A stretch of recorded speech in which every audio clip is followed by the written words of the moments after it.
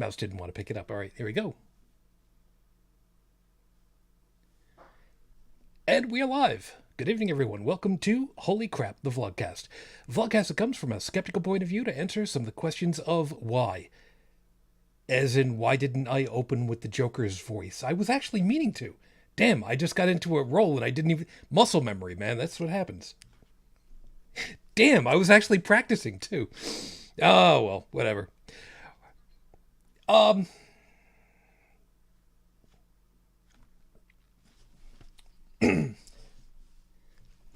Oh, God, I'm gonna blow out the... Hello, kitties! Uncle Joker's back! No, it's not. I'm not going to do that. I haven't practiced nearly enough. Part of this is to follow through with the old adage, sometimes the journey is more important than the destination. I know I missed something and all that. I don't care right now. I am your main host. I'm known as Shujin Tribble, all over the place. Shujin. Hi.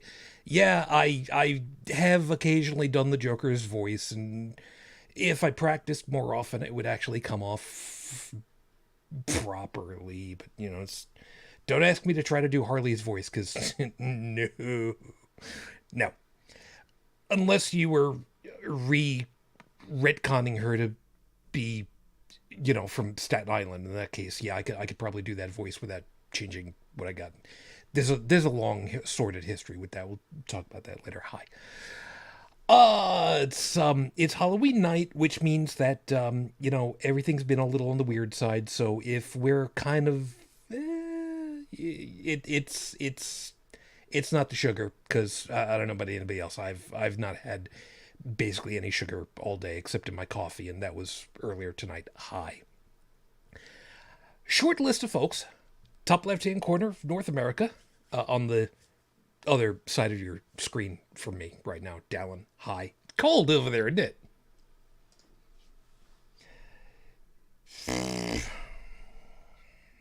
All right.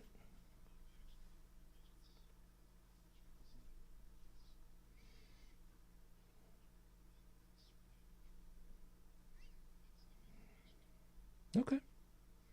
Yeah, nothing wrong with that. And down and to the right into the Midwest of the U.S., Brigid. Good evening.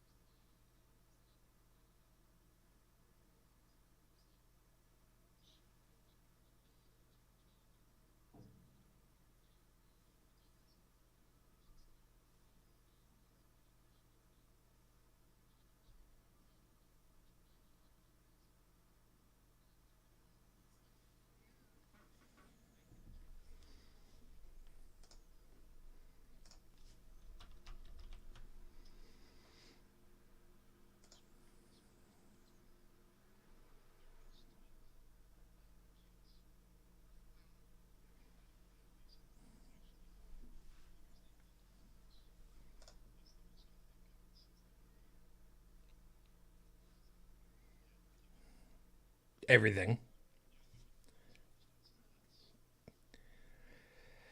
Yeah. Yeah.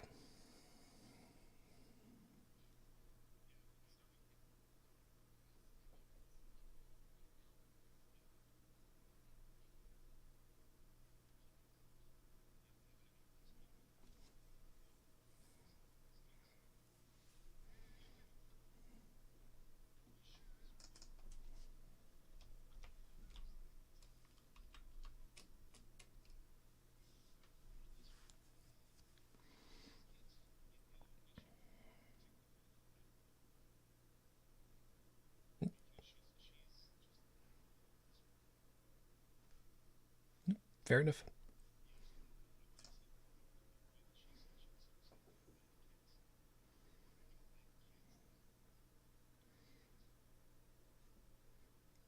Okay. And as far as stuff out over here the Buffalo way, we are hovering just a little bit above freezing. Right now we're at 4C, which, I mean, is all well and good if I want to open up the window a little bit and keep the computer cool. But, that's all well and good. Since I did mention that it is All Hallows Eve, it is, I keep forgetting how to properly pronounce it. Apparently I've been saying it wrong all this time, the Wiccan version of it. Samhain, yes, thank you. Samhain. I decided that since it is Nightmare Night, a couple of people know, I decided that out of the beer containers that I had for this week, I would find what qualified as the scariest one of the bunch, and I got Genesee. So we will see how that's going on. Wait a minute. Stephanie is saying that does not hear you. Guys, talk to me.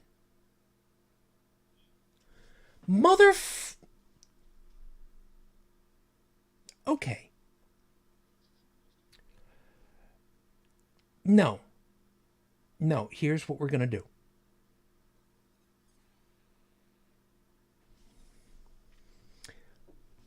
Stephanie, thank you for saying this. I had, before I started streaming, before I turned on streaming, I checked audio and I was getting audio from everybody. This is an OBS thing or it's a Windows thing. I'm not quite sure. Give me a couple of seconds. Worst case, we'll just restart. This is going to piss me off to no end. Hold on.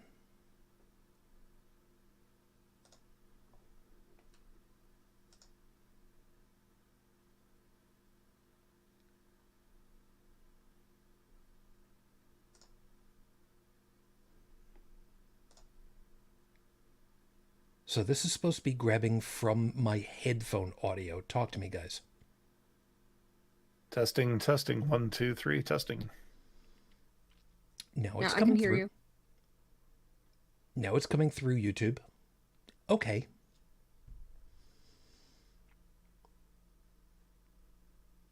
I don't know why. It's not done this before, and I don't remember when it started doing this, but this is pissing me off. And meanwhile, is it getting the right microphone at least? Sounds like it. Yep. It's got the correct. Okay. So as far as to fixing this in post, yeah, just cut this whole piece over here and let's just start the whole damn thing again.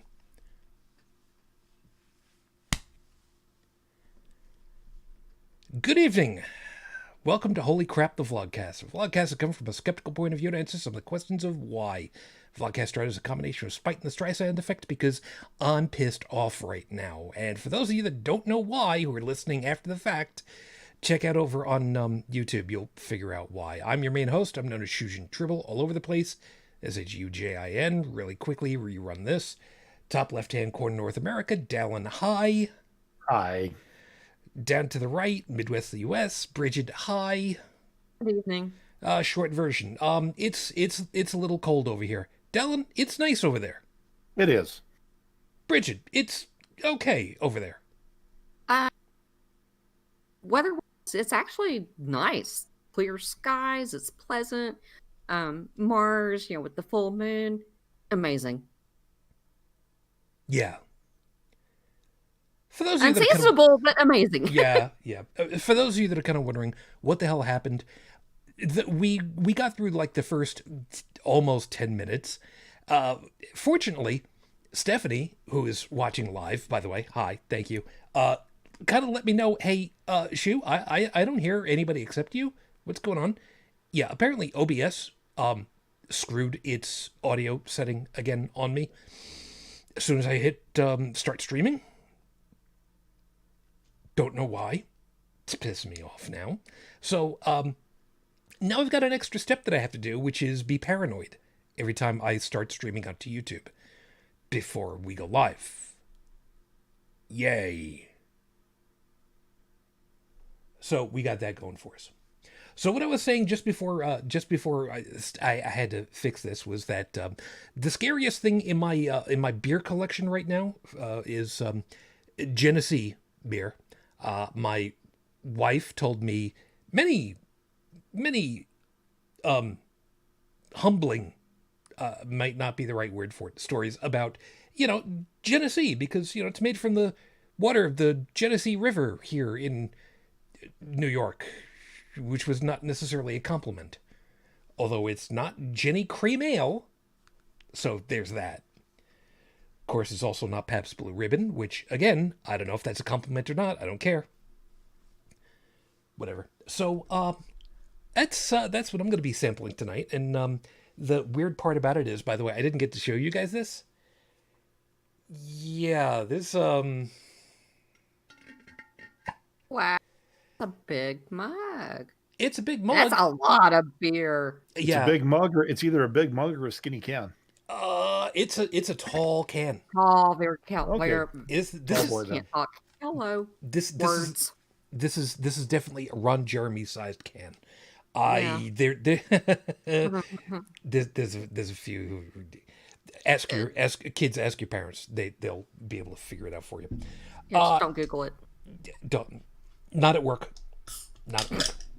So yay.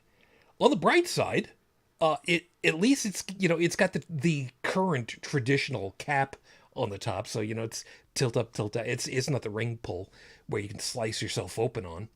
You need a pair of pliers if it screws up. Anybody remember those? Yeah. Oh, yeah. Yeah, you want to talk about stuff that's gonna scare you? That's gonna be the.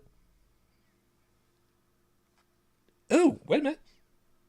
Okay, it's starting off with a smell of it's beer, but it's smelling like it's a much lighter beer. So I may. I mean, oh, yeah, this is very thin, pale colored. Yeah, something's telling me that this is going to turn out to be. Well, there's an old joke that some beer is effectively, kids cover your ears, carbonated horse piss. Oh, you see, and here, yeah, okay, we're getting close to Coors Light territory there. It's very light. It definitely has the overall look. If you look at it, I was good. I didn't even get all the bubbles on the top, so it's Horror. Go ahead. yeah, story of my life right there. What? Nothing. Whatever. By the way, for those of you that pay attention to the Jake for Wharton's podcast, the Imaginary Friends show, yeah, I did a recording of that just yesterday, and I got away with. Yeah.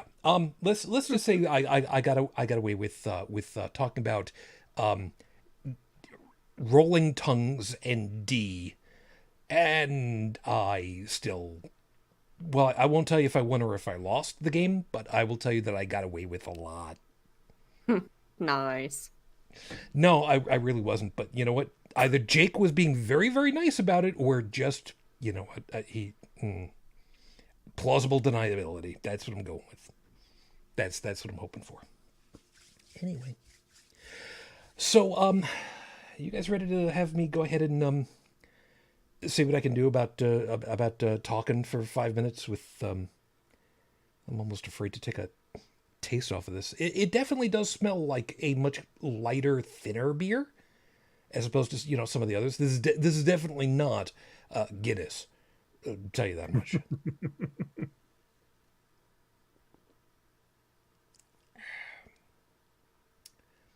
Okay, it's definitely a much thinner, kind of like whatever it was I had like 2 weeks ago, I think, where it's it's beer, but I can almost convince myself it's like a really, really skunky batch of Coca-Cola, maybe, if I try really hard.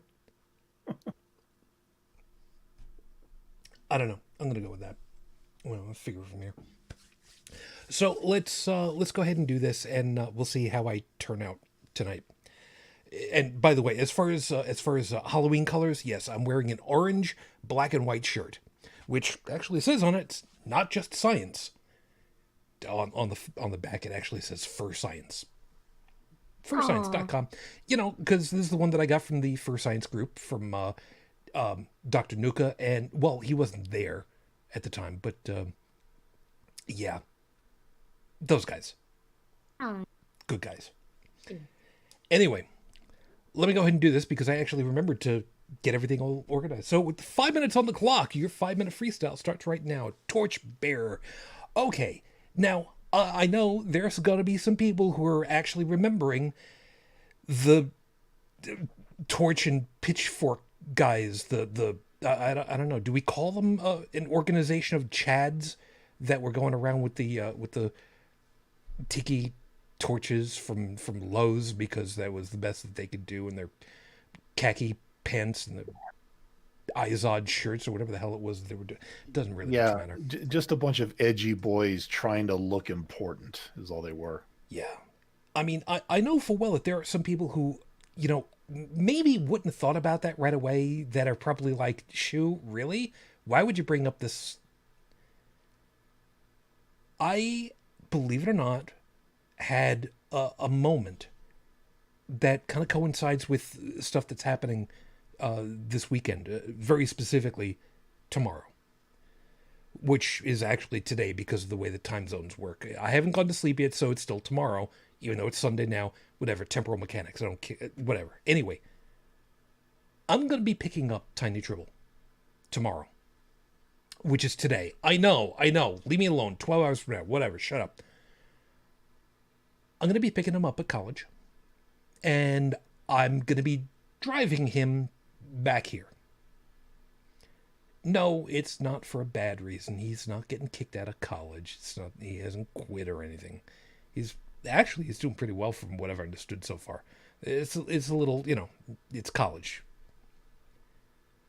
He's coming back because it is the last day of early voting here in the county that we live in.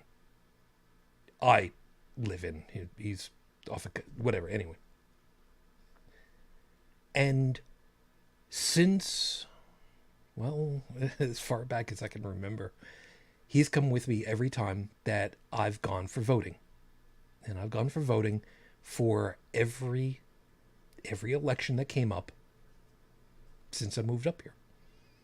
Well, maybe not every one since I moved up here.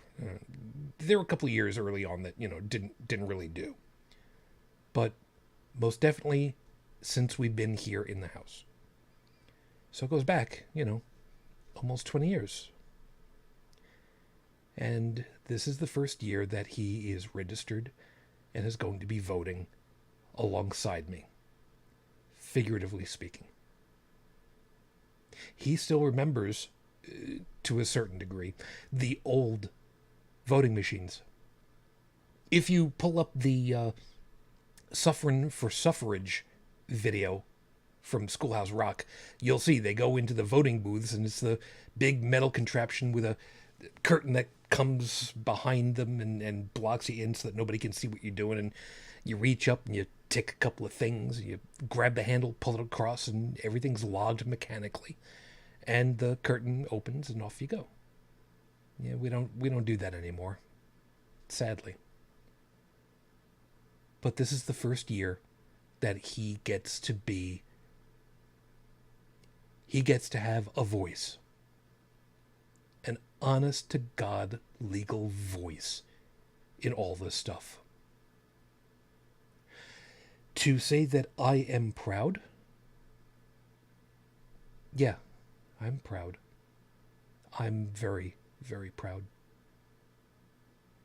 I'm also terrified. I've seen what some of the properties around here look like. These giant 12-foot wide billboards that say Trump 2020, no more bullshit. And yeah, I'm scared. I've been scared for the last 4 years. I've been terrified. But you know what? He has finally got a voice too.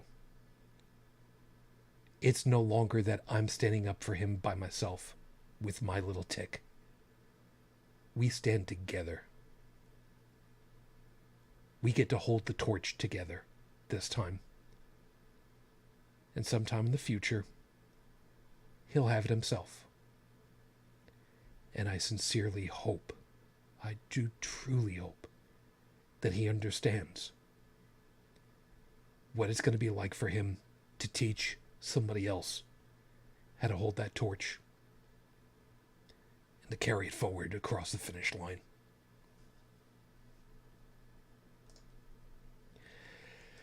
This is episode 335 on the docket, Your Honor. We're in the end game now. I started to write that, and, obviously the first thing that came to my mind was the line from Avengers. And then I suddenly realized, oh, wait, there's that whole epic rep battles of history. We're in the end game now, Tinky Winky. And there's a reference I need to put into the show notes, and I'll have to remember about that later. All right, that's great. But like I said, it's been an excruciating 4 years. I don't think that there is a proper term in English for what we've gone through short of trauma. Really. But this is what it comes down to. This is where we are. And as much as I don't want to talk about my country all the time, let's face it, sometimes you can't help yourself but just look at the dumpster fire, look at the crash on the side of the road before you have to move on to, getting on to business. Hey, it's what the rest of us are looking at, so why not? Yeah, the whole world. Yeah. It's kind of hard to miss when it burns that brightly. Yeah, I know. And you guys full well. I mean, Dalan and Brigid and the rest of the hosts that we've had and continue to have, they know full well. I say so many damn times, I don't want to be talking about my country. I want to talk about something that's much more universal. But no, we got to be doing this because this is important. And, we'll see. Well, and let's face it, when it comes to headlines and events and stuff like that, everything else is pretty passé by comparison. It's true. I mean, let's face it, if this was a battle for clout or clicks on a social media site, there would be, let's just say, all the crap that's going on in the US would probably have the most amount of followers, retweets, likes, etc. Just because you look at it and you just kind of go, now, that can't be, it's true. You got to be shitting me. Yeah. Yeah, we'll have to see how this all plays out. So, real quickly, to get this one out of the way, I did go looking up information for Rafe Badawi's condition. Nothing has changed. Imagine that. So, as of the recording of tonight's show, it has now been 8 years, 4 months, 16 days since Rafe was unjustly incarcerated for thought crimes. Our hopes and thoughts are still with you and your family. We are still waiting. And on top of everything else, I'm sorry, I've got somebody who is trying to get in touch with me on Discord, and it's I don't know what it is that's going on, even though they're saying it's important. Kind of in the middle of a show right now.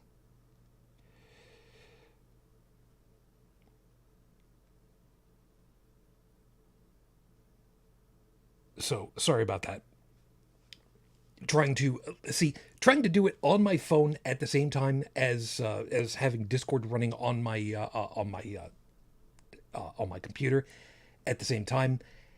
I'm afraid of disconnecting and all of a sudden having stuff streaming out that's bad, wrong. You get the idea. Anyway, so yeah, Stephanie was also saying, I really hope Biden wins by massive margin. For what it's worth, I'll use two expressions because, one of them is better than another. From your lips to God's ears. I'll use that one, and I think the other one is a call and response, which is perfect. So say we all. A landslide is the only way you're going to see an inauguration when it's supposed to happen. Yeah. I mean, it has got to be so decisive. Like this cannot be a close race. This cannot be the photo finish of a made-for-TV movie. No. This has to be a nuke from orbit kind of result, where it's like you could cry foul all you want, but the numbers, it has to be something you cannot spin. Right. Yep, that's definitely what I'm hoping for. And it absolutely has to, or not only will we have Trump still in the White House with his supporters, but his son, Don Jr., has already announced his intentions for 2024. Yeah, fuck him, because Joey and I are going to take it. We're going to sweep it. And yeah, I hope so. but this is our last chance to try to, get him out, fix the holes that, where our checks and balances failed us, and, make it to where this can't happen again. We got shit to do. This is just the beginning. But we'll get to the horrible scopes and stuff, and we'll talk about this later. Yeah. So let's go ahead and get that started over here. So, as usual, of course, your horrible scopes for this week. Those of you that do know what your astrological signs are, great. Those of you that don't know it, please just make it up as you go along. By the way, as an aside, we know full well, with everything being a problem child, we know full well that a lot of folks don't have quite as much disposable capital as we would like. And that also goes for groups that handle endangered species and animal rehabilitation. And it is, it is the time of the year where, unfortunately, animals will end up, going across the streets at night. Deer do that. Elk, moose, they don't care, because, they'll plow through anything. But, there are some animals that are going to be needing rehabilitation.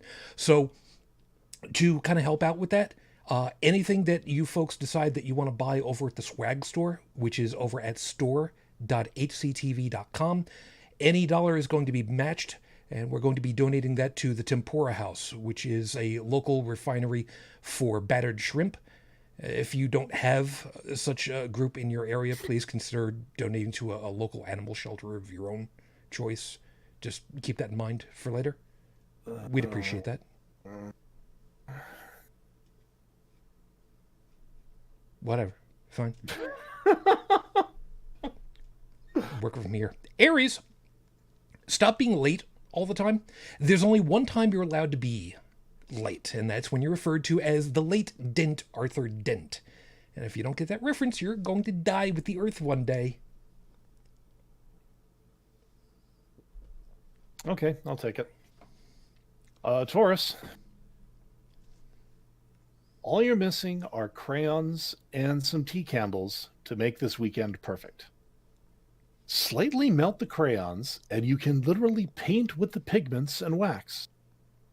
All you need to do is heat them to 55 degrees Celsius without burning the paper. Although, conversely, you could just take the paper off and... Well, actually, no, because then, the hot wax on the fingers... Hey, look, I'm not one to kink shame. Just, that's not really my thing. Finger painting with hot wax is really not suggested. Gemini, time to unleash your inner Angus MacGyver.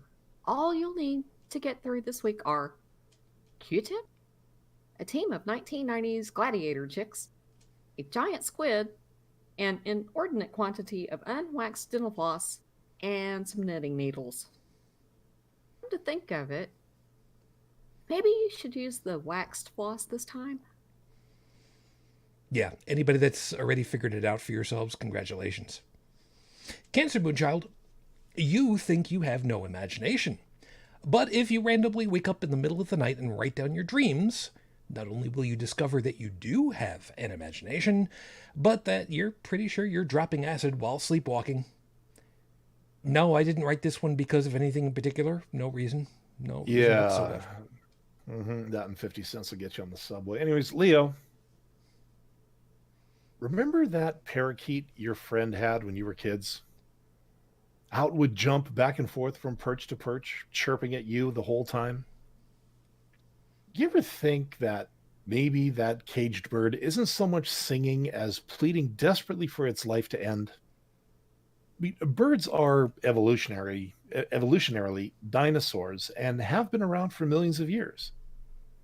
Tweety might have been a philosopher ready to end her dead-end existence. To which I maintain, if Tweety was really aware of the roots from which, honestly, I don't know if it's a he or she, but came, Sylvester would have been lunch on more than one occasion. True story. Yeah. Here we go. You shine like a fresh sheet of aluminum foil, pure and pristine, right in the manufacturing machine. Your sparkle only lasts until someone wraps you around a cardboard-constrained primordial universal hull. To be fair, most people stop shining at that point too. So don't think you're that special this week. Yeah, there was the to be fair Roxanne was talking about. Oh, yeah. Yeah. Damn it, that's my fault. All right, you know what? That's I'll cough up the money for that one. Libra. Some people are born into greatness, others have it thrust upon them. So obviously, whatever job you get this week should involve nepotism. We're not going to tell you who to hit up for a job because we want to have plausible deniability when the feds ask us about it later. Remember, the less we know, the less we have to lie about. I see as at the speed the feds go, you can squirrel away all the money you've earned, and you don't have to worry about it. Anyway, Scorpio, tighten the caps on all your medications this week. If you completely strip the threading off them, you're healthy.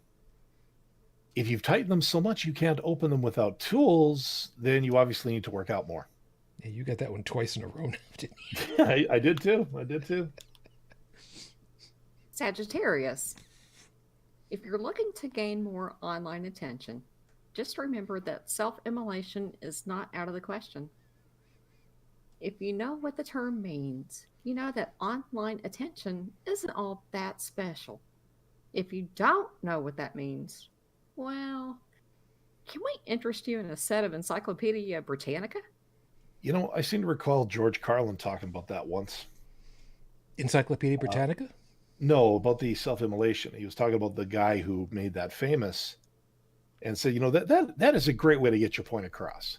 That's true. Set yourself on fire! Hey, I mean, literally the Arab Spring thing back in 2009 was because some dude set himself on fire. Yeah. And then government started falling and riots started happening, and yeah. Yeah, I look at what's going on these days and I keep thinking, again, I'm really channeling my inner asshole tonight because of the week I've had, but more people need to do that. I'd love to see a lot of these clout chasers do that and see how much money they get on their Twitch streams, because really we need less Twitch streamers like that. Yes. Just saying. You want to talk about the inner asshole? I'm the one who's thinking to himself, it's fewer. Capricorn. A great journey begins with just one step. Knowing your luck, those steps are written in Swedish. You thought wandering through the IKEA store was like a Minotaur's maze? Why did you think the directions would be any easier? We had a very long discussion about this last night. Yeah, and if you're going to start going after, being pedantic about what I said about less versus fewer. Check your spelling, Shujin. Thank you. I'm sorry, what part do we want to go ahead and rag me about that has not been handled by Google's online dictionary? Thank you very much. Swedish.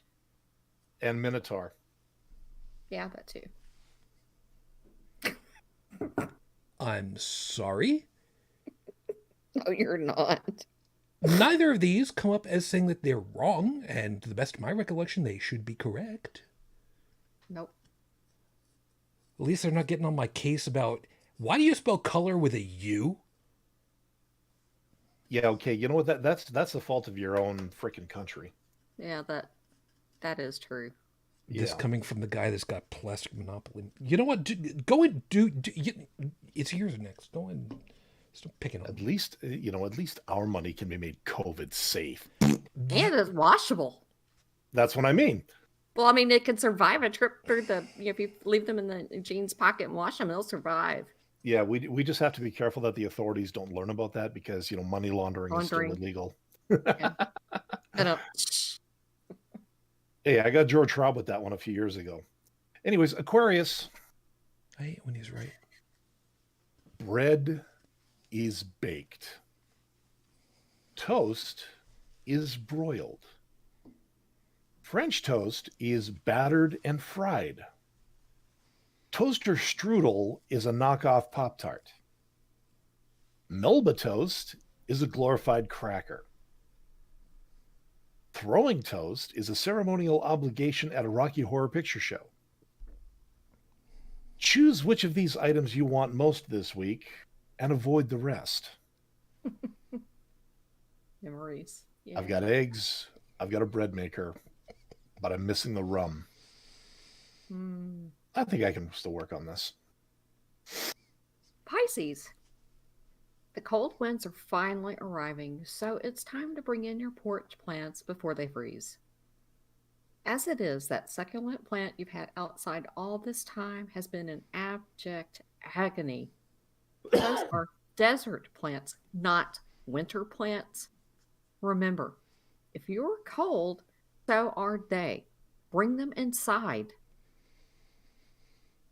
Try to remember that when you start to see moose walking around outside. And just remember, if they're cold, you're cold. Wait, no, doesn't. No. I mean, if you've got a reciprocating saw, you might be able to get their antlers in the garage door, maybe.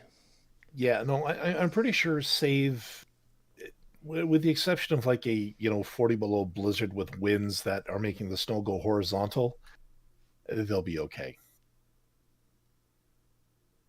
I'm just trying to do the math in my head. It's minus 32, 9 over 5, cold. Yeah, cold. Yeah. Got it. Yeah. All right, that's fine. So those are your horrible scopes for this week. If you enjoyed them, beautiful. If you didn't, you can bribe us next time, and you're on your own otherwise.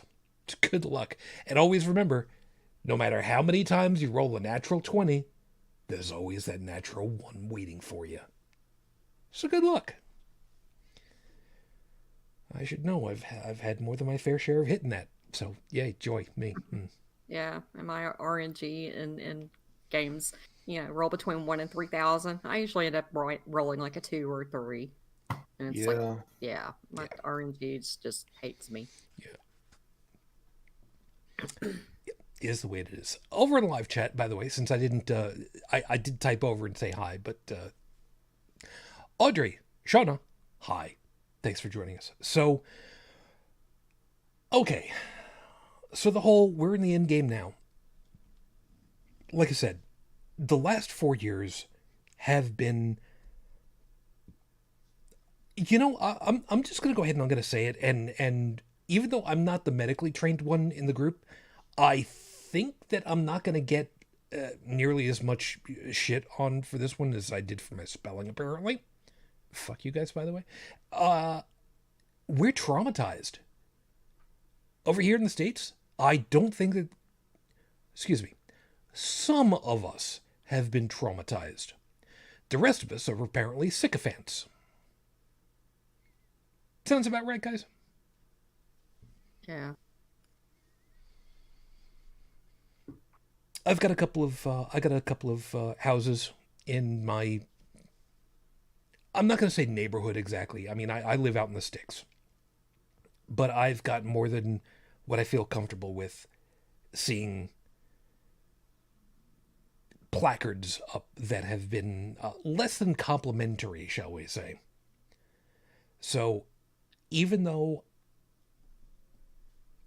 even though I'm way out here in the boonies, I don't feel exactly comfortable putting up anything for showing party affiliation right now. Hell, I've even thought about when when we when we got this house built. My wife's father, my father-in-law, my dad, he gave us an American flag to put on the front on the porch, which it's not a huge thing or anything like that. It's a nice small size. It's a 3x5. It's a nice personal one for the house. To go along with that, by the way, we had also bought two other ones, one Italian, one Japanese, because the majority of my family history is Italian, and for Fuge, half, is direct from Japan, because Mom was literally directly from Japan. So, we would occasionally put out all three, all three flags. And I have not put out any flags in a very long time at this point, and I've actually considered once in a while taking the American flag, putting it out on the front, and hanging it upside down. Even though I've got a very long distance between the street and my house, because I mean, out in the middle of the sticks, who's really gonna see it? But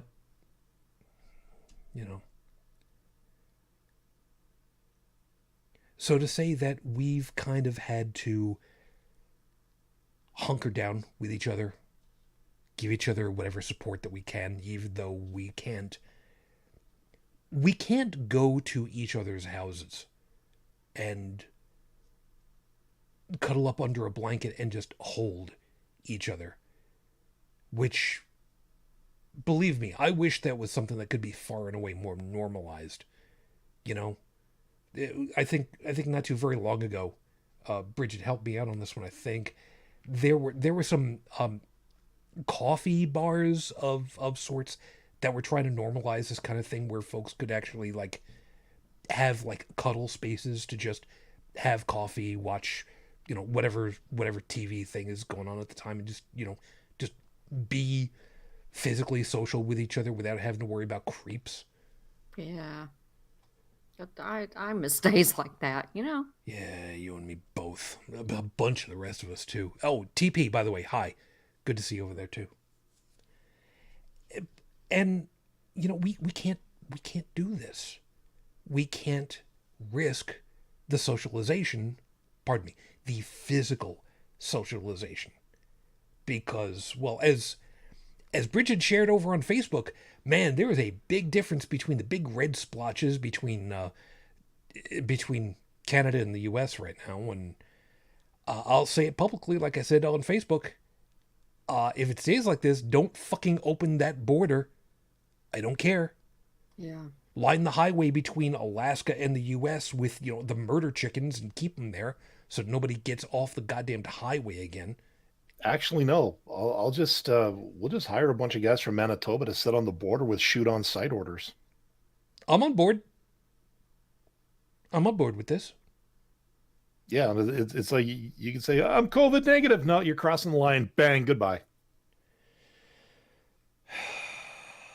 Sorry. Can't run equality, risk. After all. Can't trust you. If we can't believe what your president says out of his mouth, why the fuck should we trust what you say out of yours? I'm sorry, did I say that out loud? Maybe it was the alcohol talking. Yeah, bullshit, it's not the alcohol talking. This is the way I've been feeling for years. Well, it's our whole society, Shujin, not just the president. I was gonna say, not believing your president. That's something that's a practice I've had since I could talk. These days, I honestly, is like, oh, you're an American and you're wearing a suit and you work in front of a camera. Yeah, I don't believe this. I don't even believe you're human anymore. Yeah, we will see. Yeah, And but with the COVID, I mean, even like yeah, the doctors are having, what do you call it? Video medicine, telemedicine, yeah, you're doing exams, things like that, based off a webcam and microphone. And Sorry. no, I mean, actually, it's No, a no, good way no, to no. get. Bridge. As soon as you said, like medical examinations over webcam, the first thing that came to my mind was something a heretic woman Oh brought us in yeah. for a while ago. The Skype exorcism, and put that finger down, or next time I'm going to break it. no, no, no, no, no, no. No, no, no. No, But, there's a reason why I've got this. Um, well, actually, but I sorry. wanted to finish my thought. Yes, go. One of the person that I go to that I have as a therapist, they had tested the waters as far as like having some office visits resume some sort of normalcy. They had two practitioners that were willing to come in and take patients in the office again until they you know discovered that even their patients were lying to them about their COVID exposure and possible exposure and closed back down. And if you're going to lie to your therapist, I mean, damn, Skippy. What is it? you know? What is it that Dr. House always said? Everybody lies. Yep. Okay, so the two things. Where was Stephanie? Yes, you actually called it correctly. Flying a national flag upside down in maritime is an international signal for distress. Yeah, being that I lived near the ocean, it's one of those items I always knew because I just did. And being in the military, I knew that that was also the universal sign of distress as well, Yeah, or the flag code. Yeah. yeah. The other item was, as far as to doing telemedicine, there were kind of two things about this. At one point, believe it or not, uh, I don't know where the hell it is at this point. I had gotten a webcam for my wife's computer at the time, so that, well, I mean, we actually used it to take digital pictures once in a while she was doing outpatient of the spot that ended up showing up on her chest. And because I had a T square that I would use for leatherworking, yes, I know, leave me alone, we were actually able to put it up like right next to her skin and get a picture with it and send that in an email to her oncologist while she was still, at home. Mm-hmm. And just said, instead of just going into the place and saying, hey, could you take a look at this, just send it into him. And it's just like, no, that's great, thank you, that gives me a lot of information to work off of right from there. All right. And kept up to date as to what was going on. Yeah. And most insurers in the past have not covered telemedicine as a legitimate medical service. But especially with COVID and all that, the to give it layperson name, the people at the federal level that make the Medicare and safety medical guidelines for the country forced other insurance payers to allow telemedicine visits and pay for them the same as they would an office visit, at least until the end of the year. Yeah, considering how crazy everything is, that doesn't Yeah, surprise but I me mean, at all. it had to be like federal law. You will comply and do this before telemedicine became a covered benefit.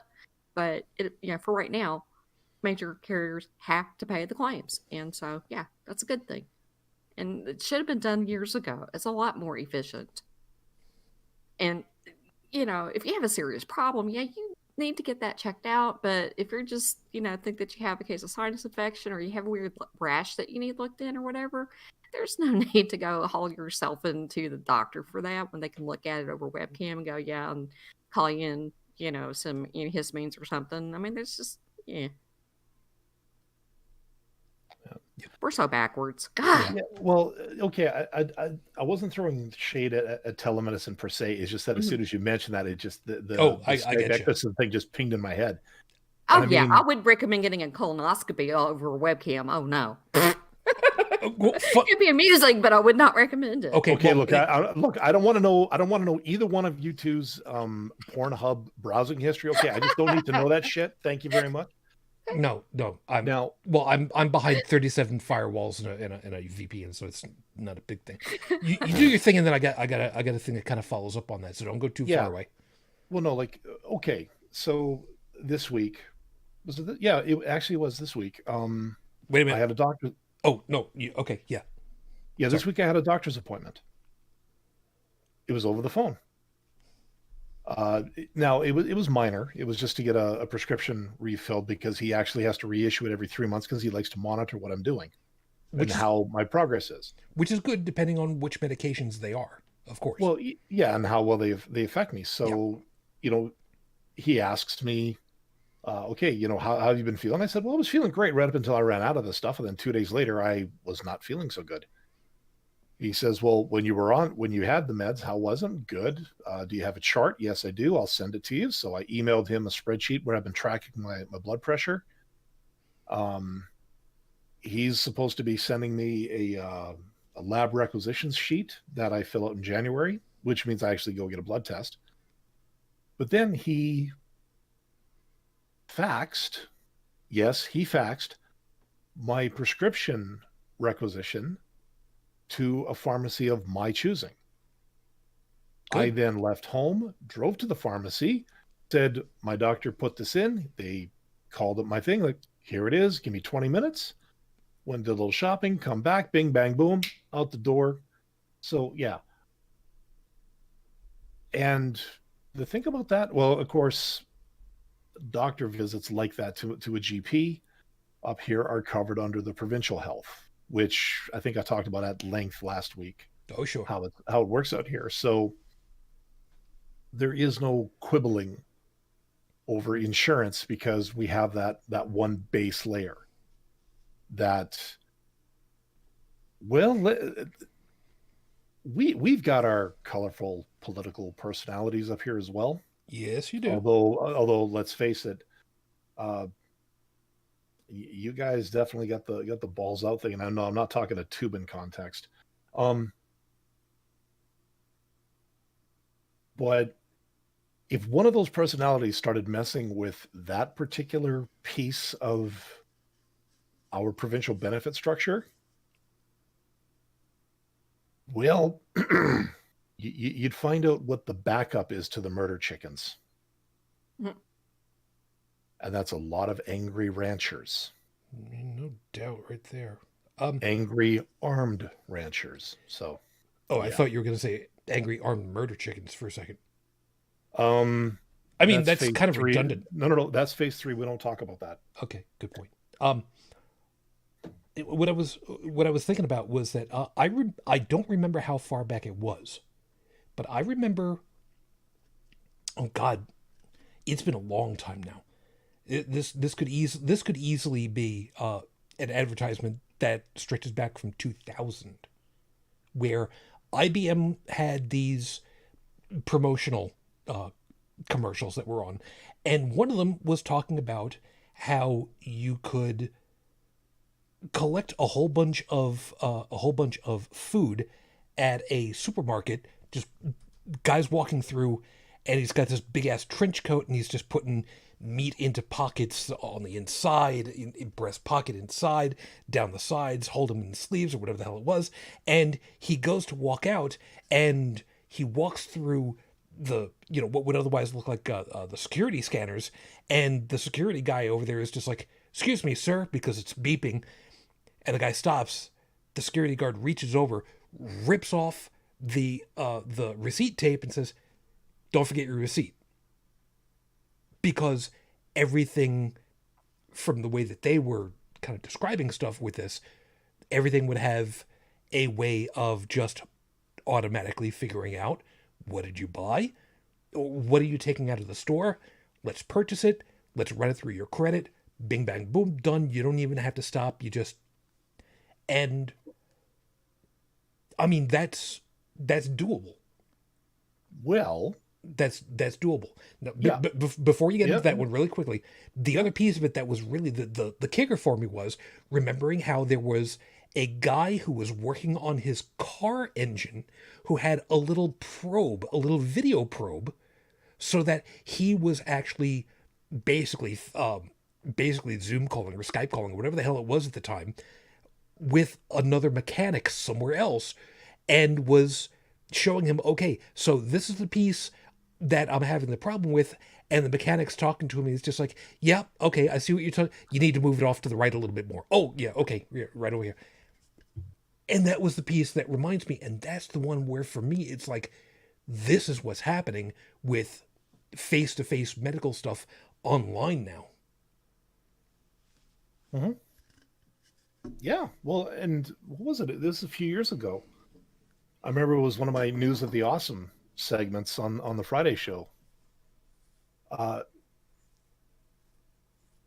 the Xbox has a piece that you can get for it called the Kinect. It's Mm-hmm. basically a motion camera type thing. And there was somebody who was working on using an Xbox and a Kinect, and the fact that the controllers had force feedback capabilities. Okay, basically, with an Xbox controller, if you get hit like in a game, Yeah. the controller shakes. Okay. Yeah. Yeah. Yeah, And and that was what they the were going to do, N64 back in the day, but this is yeah, but what they wanted to do was remote robotic surgery using the.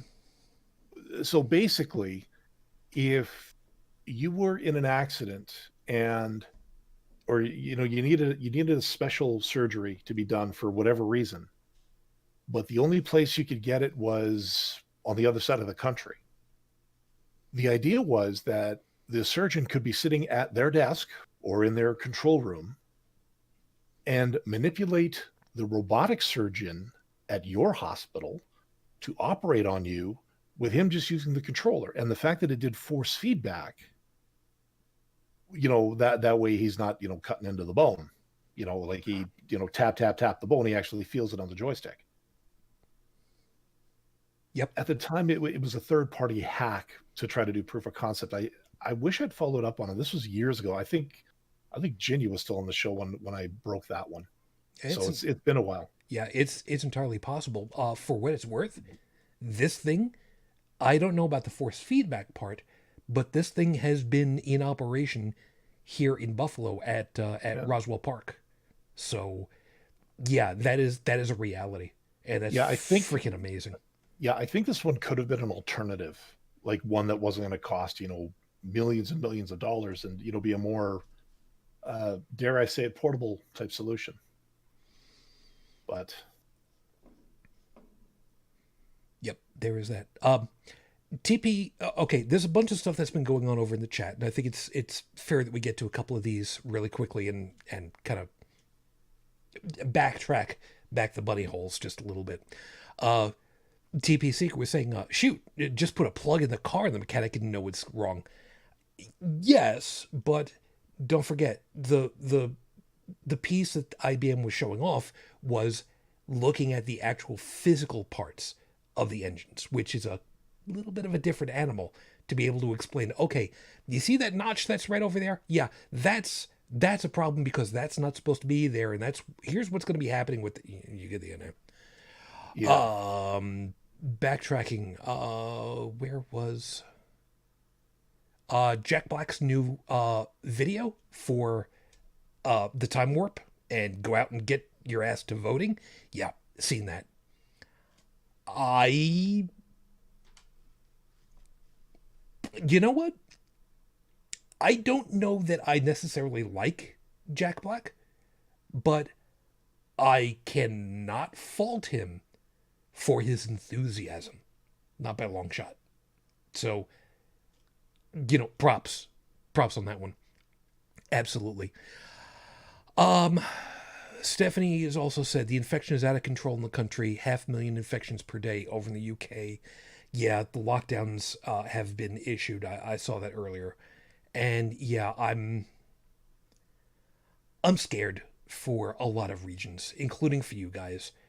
It's been it's been nuts. And to think that all of this, forgive me, all this shit has been going on, and it's completely overblown the attacks that happened in Paris. Mm-hmm. You know, in France. I don't remember exactly what city town it was in. I know the one you're talking about. It was Nice. Nice, yeah. Yeah, it was Nice, and Yeah. it was 3 people that were stabbed. Yeah. You know, what do I got to do? Do I have to go back into the archives and find the whole "We Are Charlie Hebdo," voice things again? I Just guess. wait. I mean, it was, I that did pop up on my radar. Yeah. And that it was a Muslim religious type of attack, but it didn't even make the news here Yeah. at all. I saw it on Twitter. Yeah. And I think Deutsche Welle may have brought it up in their news, but that's the only news that's on the TV right now that my husband's watching is Deutsche Welle. And getting the news from Germany. Yeah. Yeah. And the last item that pretty much ties into everything that's been going on over here, and it's safe to say that this is one that, I'll say it, and I don't care if I'm tipping an F-bomb right about now. Fucking blows my mind and fucking terrifies me all at the same time. The Biden-Harris bus that was surrounded on the road like it was a stagecoach getting rounded up by the Bart boys coming in here with their 6-shooters ready to go ahead and rob the stagecoach and driving their cars sideways into some poor person's car to try and knock them off the road and attack them. Okay. I'm not. And it only gets worse from there, though, Shujin, the follow-ups that I'm seeing on this. Because this is a story that's being updated as it goes on. And this was Texas, by the way. Yes, this was Texas. It was on I-35. And as more details have come out, I mean, at first I saw the video, which was horrifying enough. True. And then Trump encouraging the behavior of said video and encouraging the people to keep it up. This I didn't hear about. Okay. Yeah, Alan West, who is the head of the GOP party in the state, one of the local papers reached out to him for comment on what are your comments regarding this thing. And his response was, I don't remember it verbatim, but it was, 3 Trump supporters were executed in these, Black Lives Matter, places in Portland, whatever. So this is fair play, was what it came down to. And then, the Biden campaign issues, a statement that says, this is flat out intimidation. It is not acceptable. And he ended up having to cancel an event in Austin, that was scheduled due to this incident. I mean, the initial video was bad enough, but the follow-up responses were just even worse. And I'll have to go back and find you, on Twitter where this has all gone. It's just it's insane. And then Trump actually encouraging more of this behavior. Really? Dalan? Is he trying to lose? No, he's trying to get people stirred up and killed. And that little stunt that he pulled with stranding those people in the freezing cold at that rally a couple of nights ago in Wisconsin? He did the same goddamn thing tonight in Pennsylvania. Bragged about how he passed some executive order and signed it on Marine One as he was flying over the crowd, which is true, he did this. All these people are like, yay, he cares for us. And then they're all cramped in together and he takes off, and the little shuttles that were supposed to, that took them there, that were supposed to bring them back, were not around. They were left stranded. Again. And then come to find out, he's also got post-campaign rally events for after Election Day. I'm like, what in the fuck? Jesus Christ. What in the fuck? You Really? know, that there is hubris right there, because Yes. he seems to think that he's got this in the bag. And if he doesn't, he's not going to go away. Well, Why would you keep campaigning after the election? But that is I'm what he is doing. I'm pretty sure that he's doing the campaigning thing, or he set those dates under the assumption that he's going to win.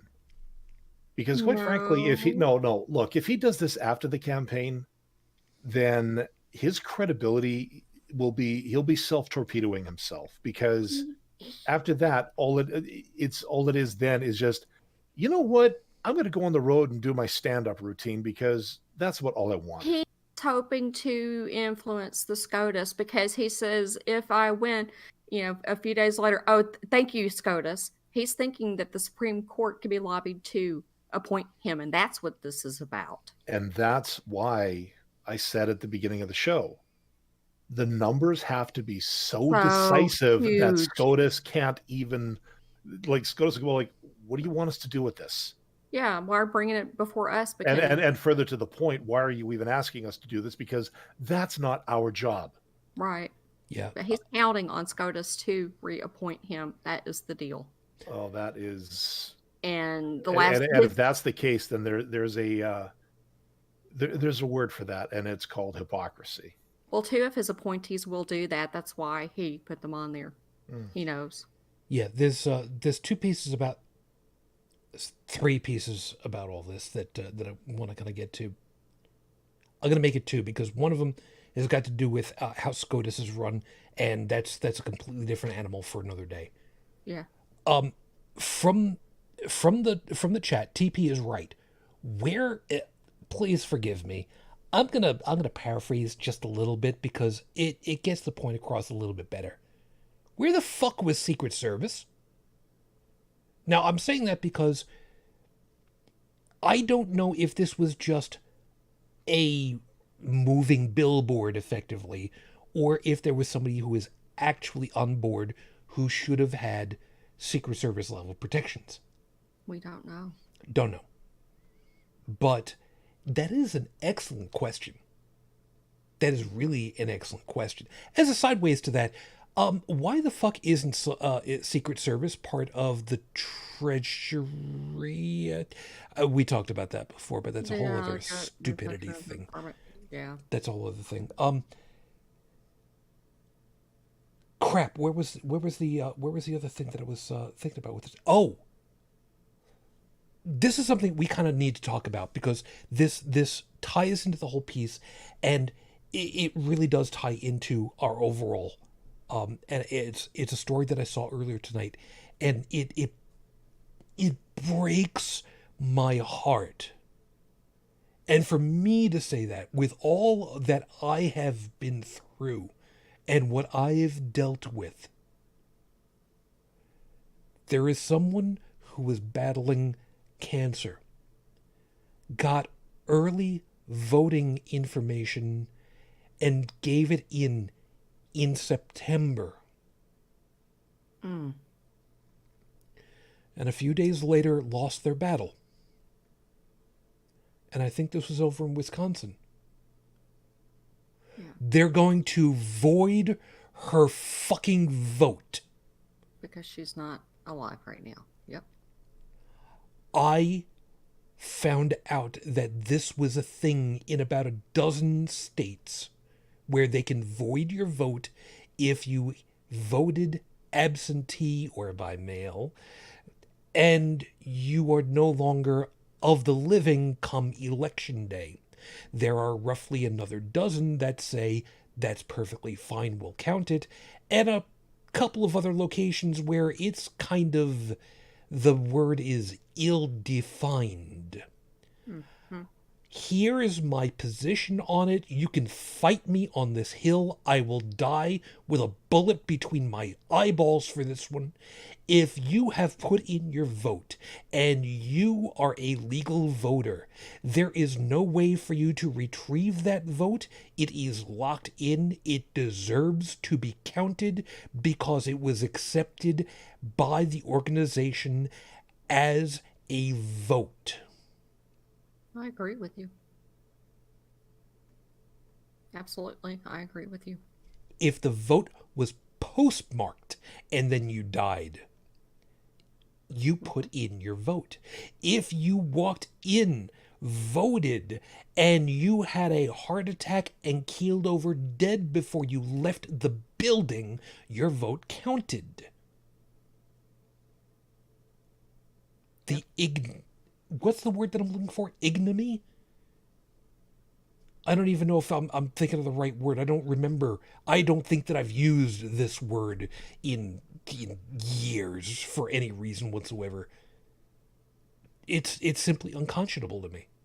Well, and the tactics that people are using now to invalidate votes and have them thrown out are just unlike anything I have ever seen in my life. I'm floored, now that there's going to be a court case that has to be settled by Monday in, Harris County, Texas, where, curbside voting, has been allowed. And especially with COVID going on, it's necessary. And, it's been in the rules for months that this has been agreed to by all parties and this is okay. And at the last minute, the GOP decides to file a suit to invalidate 100,000 votes that were done curbside voting. At the last minute, they decided this was a problem. And so the judge is probably going to toss out those ballots on Monday. So that's 100,000 people in a heavily Democratic stronghold that just lost their, vote. Oof. I hope I'm wrong, but with the judge that was drawn to hear this case, he is definitely a GOP, I don't know what you want to call him, a lackey. He will go along with it and throw them out. Dalan, I want to get your piece on this one, but I want to add a little bit of color onto this one. When I was talking with Jake yesterday, reminding you all that Jake is in Australia, New South Wales, that they've got elections also going on there. He commented about how completely insane our system is over here, saying that if he was out of town, if he was in a different state, reminding you, the states in Australia are rather sizable, kind of like each of the territories up there, he would still be able to cast a vote from a different state, even so. Even for the locals. So with all that, knowing full well that you guys have got guys running for federal elections who pour syrup on their bodies and squirm in front of the camera, I'm... That cool vote that, from the ISS, that may end up being thrown out just because reasons. Depends on the way that she voted.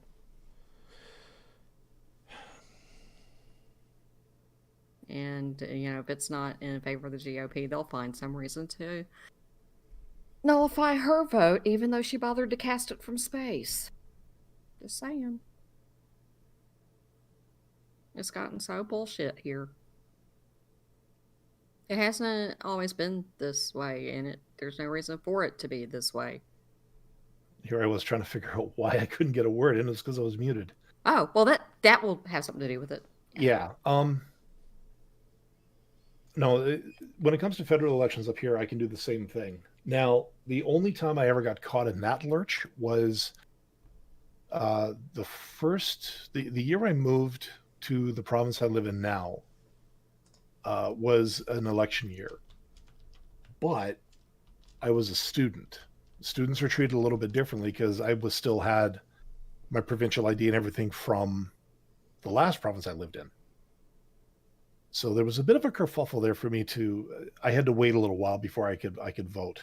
It took a bit.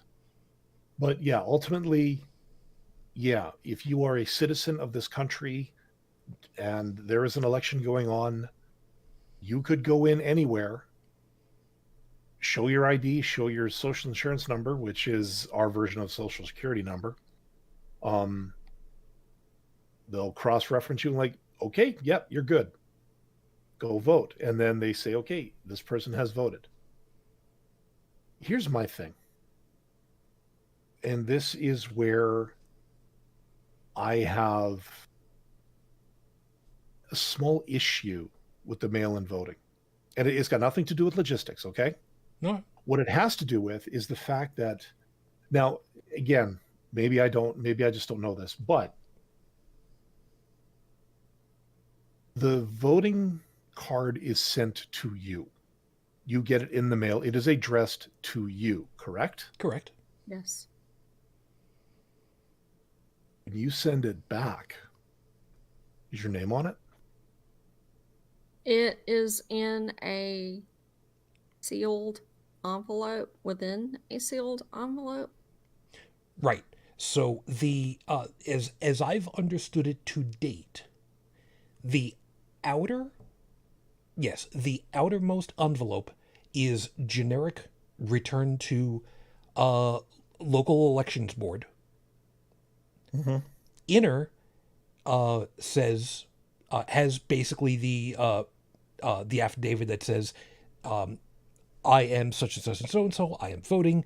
My vote is enclosed, and here's my signature to prove that I'm me, so that it can be cross-referenced off of the register and just say, yes, this is a valid person. Okay, ballot is inside. Dump it into the rest of everything. It's now been accepted, and nobody sees it until after, where all of those votes who have now been effectively randomized and no identifying information is figurable from there, and it's just into the pile. And the way that we typically run it around over here is that there has to be both of the major parties.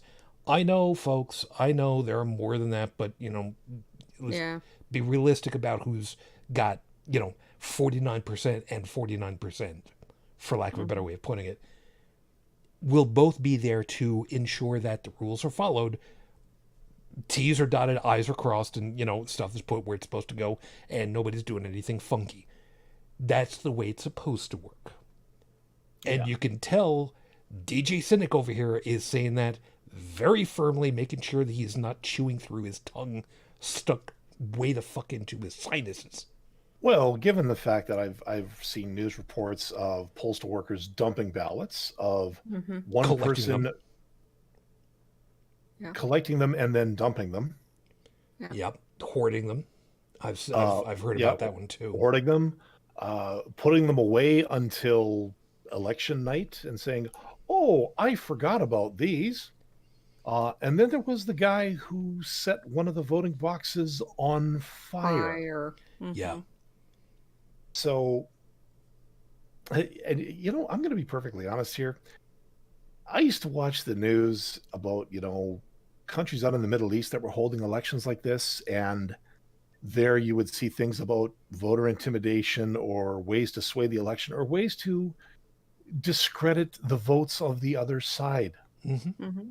And I thought, well, it's a good thing we live over here, because that would never, it's 2020.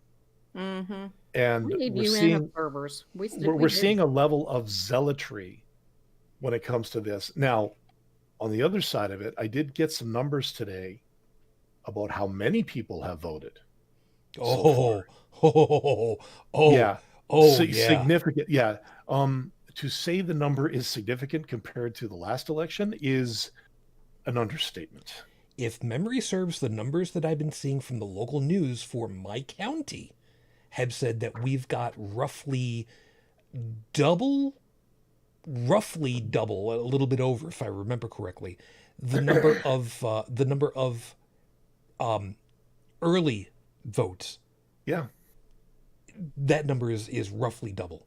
And I as think far we as I'm said- concerned, keep those numbers rolling, baby. I think Oh, they that's said, Sorry. I think they said in Texas, they've cataloged more votes than were cast in the federal election nationally last time. What? That's I don't know. But one thing that really spoke out to me, is at least in Texas with their early voting and things, is how large of the under 30 crowd showed up to vote.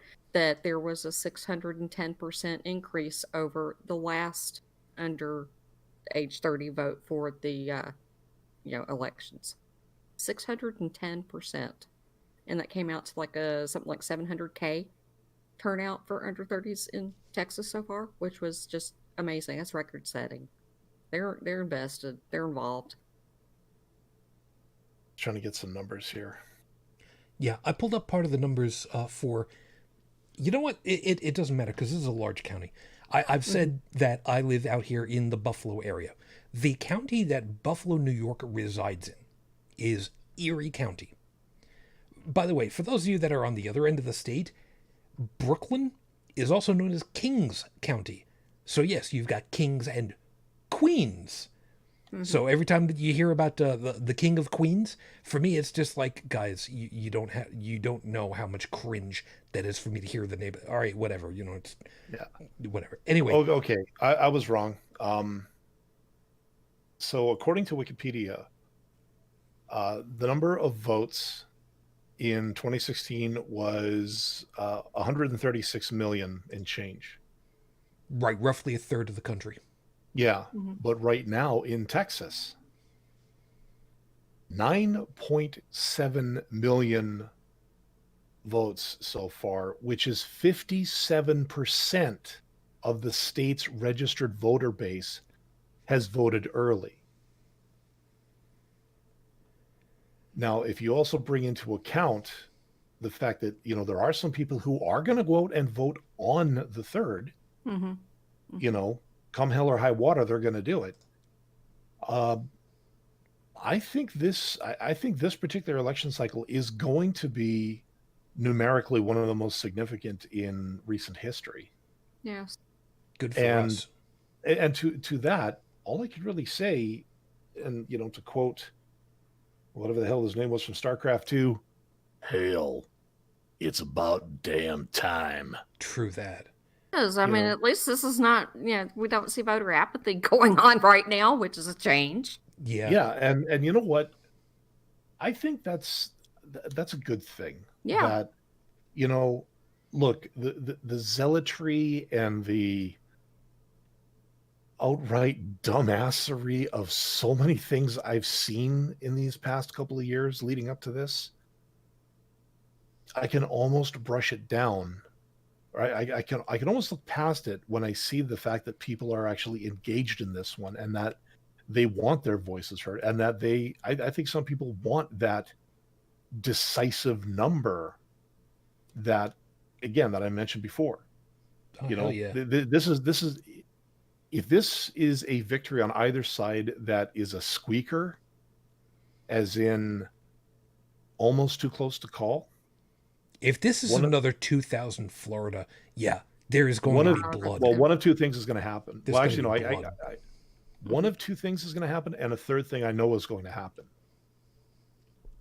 The one of the two things that's going to happen is either A, there will be no more presidents, right? Because you'll never get this one resolved. Right. 2, Nancy Pelosi will be the president, and I'm sorry, I don't think anybody wants that. Well, it's better than what we've got currently. I believe the expression you're looking for is it could be a hell of a lot worse, because it has. But the third, you may as well shut down Portland, Minneapolis, and all those other places, because there's going to be nothing left of them. Right. They're going to burn. Actually, they're going to burn the states. Mm-hmm. Like you guys, well, I heard this said once before. If Trump wins, America burns. Yeah.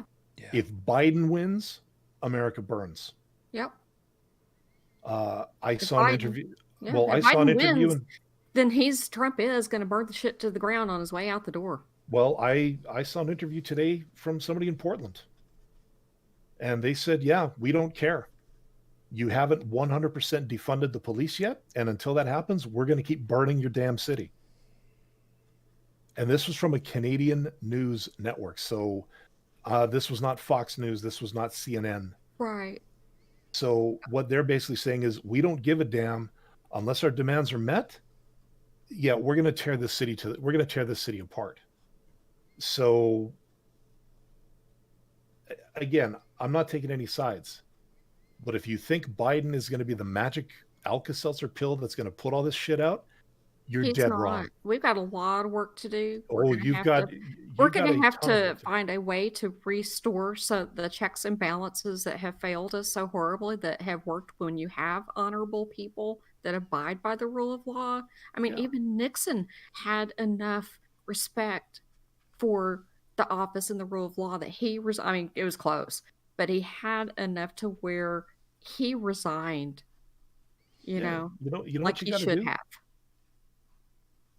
All of these people that have been in office for longer than Shujin and I have been alive Mm-hmm. need to be voted out. Yeah. Mhm. These people, and I use the term establishment because that's really what they are. These are the people that have done nothing but have gotten rich off of backdoor deals where it was fuck the public. Yeah. We're in it for ourselves. There has to be more than checks and balances, Bridget. There has to be absolute transparency. There needs to be accountability. We need to get back to the rule of law, and where the president doesn't have as much power as he or she does, and where the Senate leader can't effectively stop policy just because. That Yes. has got to change. And the thing that I'm afraid of is, even if Biden does win in a landslide and it's decisively in his favor, Trump has put in mechanisms now that are legal, that on his way out the door, he's going to fire every civil servant that we have, regardless of who it's Dr. Fauci or whomever. They're now officially at will. He can let them go without cause of any reason. And I will bet you my next 10 years' salary on his way out the door, anybody with any experience in that administration, he's going to fire him. Yeah. And we're going to have to redo it from scratch. 2 items. 1, Shauna, can you say something here? Type away. Please, by all means. There is nothing off the table at this point whatsoever. Trust me, because you guys know full well where my brain goes every once in a while on some of this shit. Oh yeah, you know full well there's stuff probably dragging around in my head. But I did pull up the numbers. Erie County, New York, which Buffalo, New York, depending as to where you draw the delineation lines, is the second largest city in New York, and isn't the capital, no less, by the way. Registered voters in this county, 630, let's call it 630,000. As of 1 day ago, one of the local radio TV stations has said that over 137,000 ballots have been cast so far. A sixth of the votes have already gone in for early voting. Mm-hmm.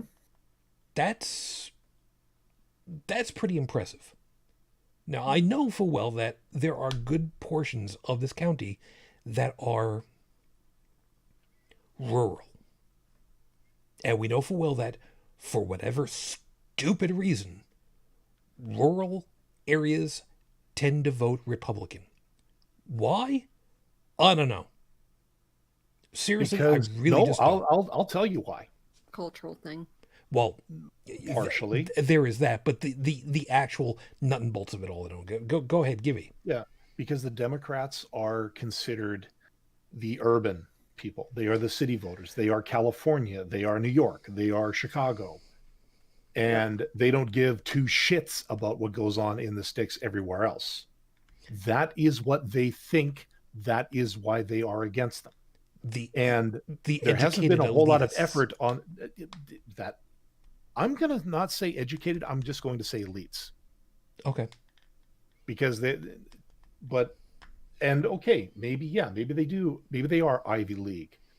And maybe they do look down their nose at a lot of people, which they do. Remember, I had to work with a lot of these people. I know what I'm talking about. I got you. So there is that. And that is why a lot of rural voters, the term, oh, those damn city slickers. Yeah. There's a reason that's called that. The War of Northern Aggression. Mm-hmm. Or, I don't seem to recall. Let's see, I was in Idaho not too long ago, and it's about as north as you can get. And there was a little bit of urbanness there, but there was a lot of out in the sticks too. It's not a north-south thing. It is a city versus not city thing. Depends on the way I see it. The country. One thing that was really interesting is, Tracy Harris and I have been having, some discussions about some things, and she's been pointing out, like how in the U.S.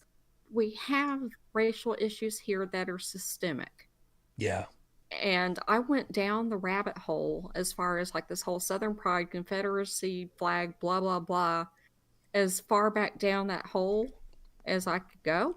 And in the South, and having been born and raised in the South now, there's a lot more to this dynamic that I was not aware of, having to do with the Civil War and slavery and all that stuff. That actually the slur poor white trash actually came from slaves who were actually treated better than the poor rural folks. Mm-hmm. I mean, seriously, don't roll your eyes, Shujin. You can go on Wikipedia and study this out. I'm not rolling my eyes. Yeah. I'm thinking of it. Technically, I'm rolling my eyes, but it's not for what you think. It's for me. It's that. How did this shit happen? It's not something that. I had something that I was going to talk about anyway that was sideways to the whole damn thing. But you know what? Fuck all that noise at this point. I know. I've used up my allotment of F-bombs before. I think we all have. We used them up for the next year. But we're gonna have to throw the 10. Yeah. But at this point, maybe. Our next power of 10 the only thing we'll be able to discuss is My Little Pony. Yeah. If I don't. I'm very glad I stopped myself right there because I don't need this out on the air right now. Hold on a second. 4.5% alcohol by volume, 1 pint, 8 ounces. You know what? This is not 8 friggin' ounces. Blow me. What the hell is it? Now, I can't even say it. All right, here's where this problem of inequality, never mind racial, but economic and political. Leave the racial part aside for just a half a second, but it's coming back. The problem that we have got, that we are dealing with, this absolute nuclear dumpster fire that is the 21st century so far. This whole thing predates me. Yep. It predates Brigid. It predates, in some cases, several states' inclusion into the Union. I've said it, I don't know how many damn times. This country, this bunch of absolute brilliant minds and absolutely colossally fucked up people think that the best way of dealing with shit in this country, for whatever reason, is to push it off until it's a looming juggernaut in front of you, and then finally whip the steering wheel to the left and let's finally either avoid it or sideways slam into it and hope that we fix whatever the hell it is. It's never a matter of a nice slow curve around whatever the problem is going to be in order to correct early so that it's less painful and you've got better ideas as you go along. No. My goddamned country is just absolutely entrenched in the idea of barrel on, barrel on, barrel on, barrel on. Oh, we need to change things. Nah, just plow through it. Who cares? Barrel on, barrel on. Yeah. And nobody stops to think, guys, there's a lot of damage that's being done over here.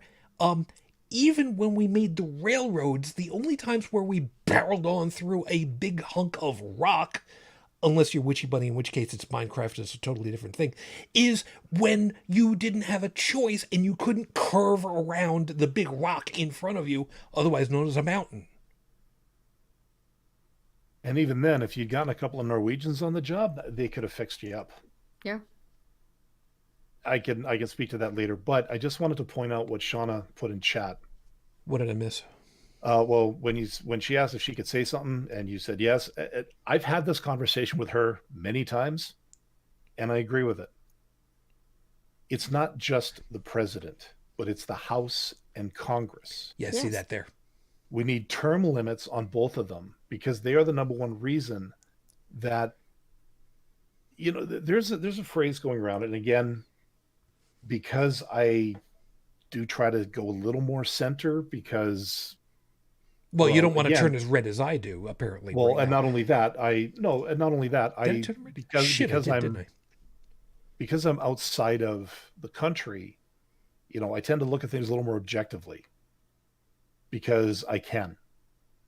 I have that. No, I have the ability to look at things from a different perspective Oh, because I'm I'm not in the trenches. I'm not arguing with that at all. Plus, you've got this hour's got 22 minutes, so you get a very good idea as to what's going on. Oh, exactly. But anyways, there's a phrase I've heard, and it's one that I know old Donny Boy probably came up with, but it's the do nothing Democrats. Yeah. And one of the things that was said in one of the debates, and okay, I'm probably going to take some heat for this, but again, I'm Canadian, so fuck all of yous. Trump said to Biden, I've done more in 48 months than you have done in 47 years. Whether that is a lie or not, it does bring something to the fore. That there are people in the Senate, in the House, that have been there for almost longer than you and I have been alive, Shujin. And if you were to actually look at their performance record in the business world, they would have been on their ass on the street a year after being hired. So again, I'm not thrown in with one camp or another, but that phrase does bring it does bring up a point. And Sean is saying the same thing, is that these people need to be term limited for one thing. Yeah. There has to be accountability. I'm saying there has to be transparency because a civil servant who's going into this making $50,000 a year, conservatively speaking, should not be coming out of it a multi-millionaire. Agreed. Right. And of course, we all know where that's coming from. Yep. Yeah. And another thing I would like to add is that Citizens United decision that SCOTUS handed down Oh God, yeah. has been one of the worst ever, to where they equated, money with free speech, and, businesses now have, money, millions and millions and millions of dollars worth of speech and power. Yeah. And Corporations that are shit people needs too. to go away. And Yeah. I also would be in support of using the general election fund, which is what it's for, is to support, the elections, and requiring candidates for running for office to use funds from that allocation only, so they cannot buy their way into office. I would be all for that. Here's a couple items. that I've been sitting on my back pocket for, because we kind of got to this point. I think it'd be kind of interesting. Far as term limits are concerned, no. But wait, it gets better. Anybody remember their ancient Greek history? Does anybody remember how it worked in ancient Greece? With their Senate and all that.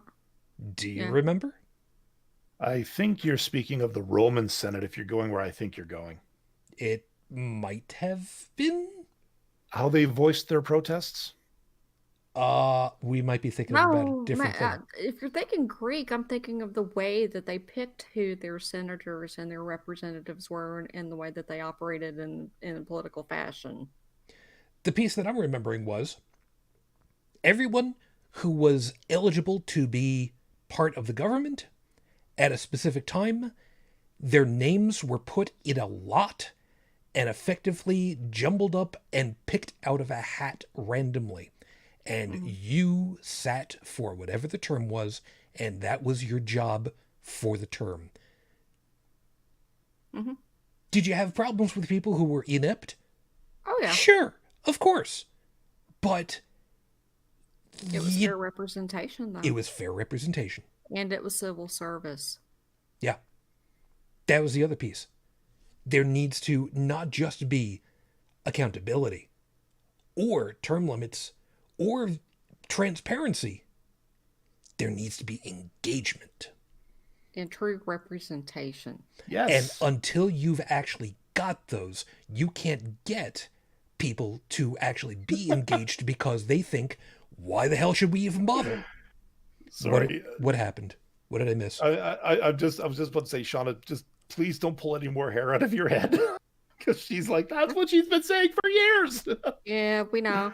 But to be fair, Dalan, as far as the do nothing Democrats, they really, there wasn't much that they could do when, you have, Mitch McConnell on 2010, the day that, Obama was inaugurated, saying that his number one goal and number one job was to make Obama a one-term president. And he that tried to destroy is everything. precisely And that is the problem. Yeah, that is the problem. Is that you now have parties that, again, they don't give a shit about the people. No. All they care about is, my job is to destroy Trump. My job is to destroy Obama. My job is to block everything the Democrats ever put forth. Yeah, thank you, Paul Ryan, you uptight. Yeah, but that's when they officially went off the rails and became the party of no. Yeah. See, that has to stop. That has to stop. Dalan? TP Seeker? Yeah, lobbying is legal bribery. Yes. You got it. That's the other thing that has to go. But you see, the thing is, you get that one firebrand candidate that wants to do all of this stuff. AOC. They're gonna get shot. No. Their hands are tied. They're gonna get shot. Well, they're gonna get shot. Sadly, that's, before anybody says anything, that is far more possible reality than hyperbole currently. And no, and not just currently. I mean, JFK was a bit of a radical, and look what they did to him. And Bobby Kennedy, and yeah. I need to check one particular item.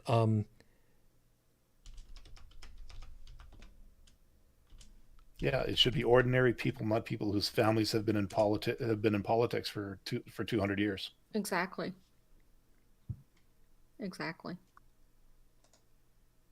And I also find it abhorrent that there are some people running for like a state or a local office, or I don't know, a governor, say, where the salary, might be $101,000 a year for that position.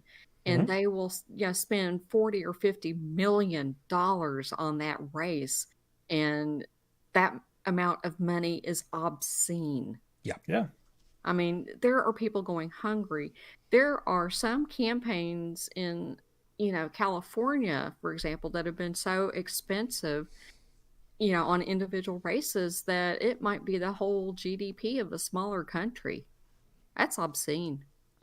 That is very obscene. Yep. There's another piece that I wanted to hit. I okay. I know I'm the one who's supposed to be steering the ship, and we should really have been talking a different angle, but I'm sorry.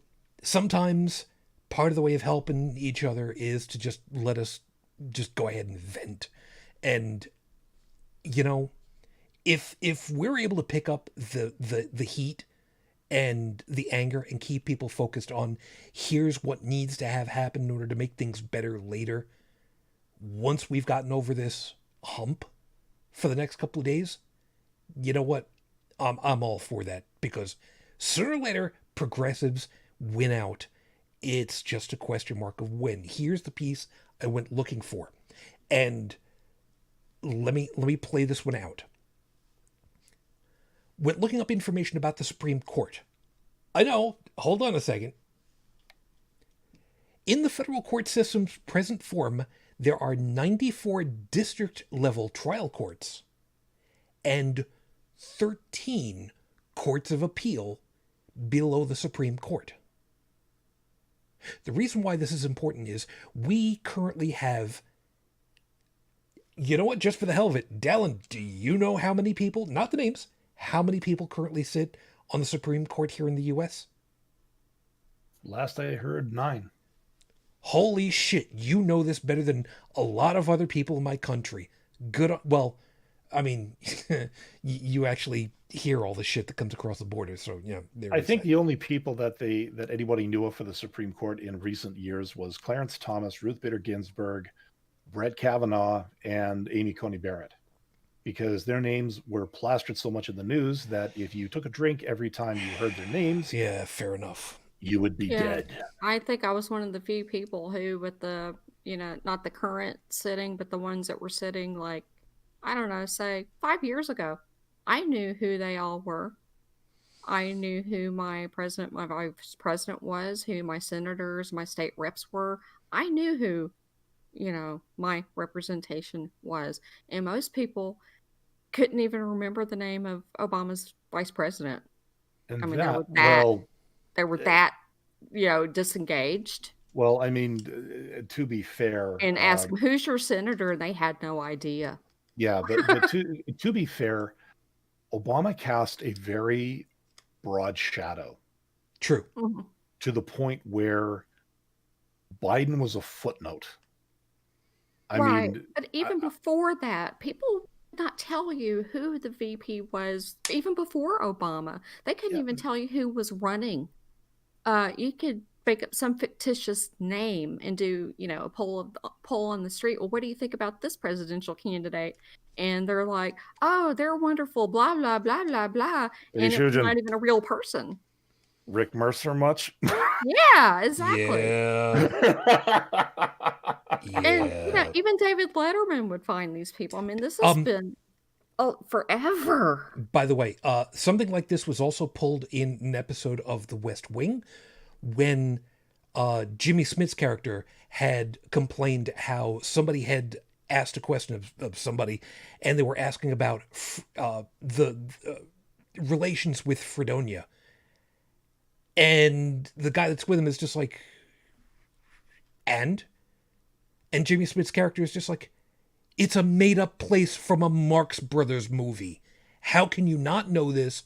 And how can you go ahead and lay down whatever, not knowing jack squat about this whole thing? I'm paraphrasing highly. Anyway, right. So yeah, this stuff still happens. Now, but you see, okay, go ahead. Yeah, here's the reason why I was going on about this. That there are currently 13 courts of appeal below the Supreme Court. I have a suggestion, an idea. The people vote for the people who make the laws. They also vote for the people who are supposed to execute the laws.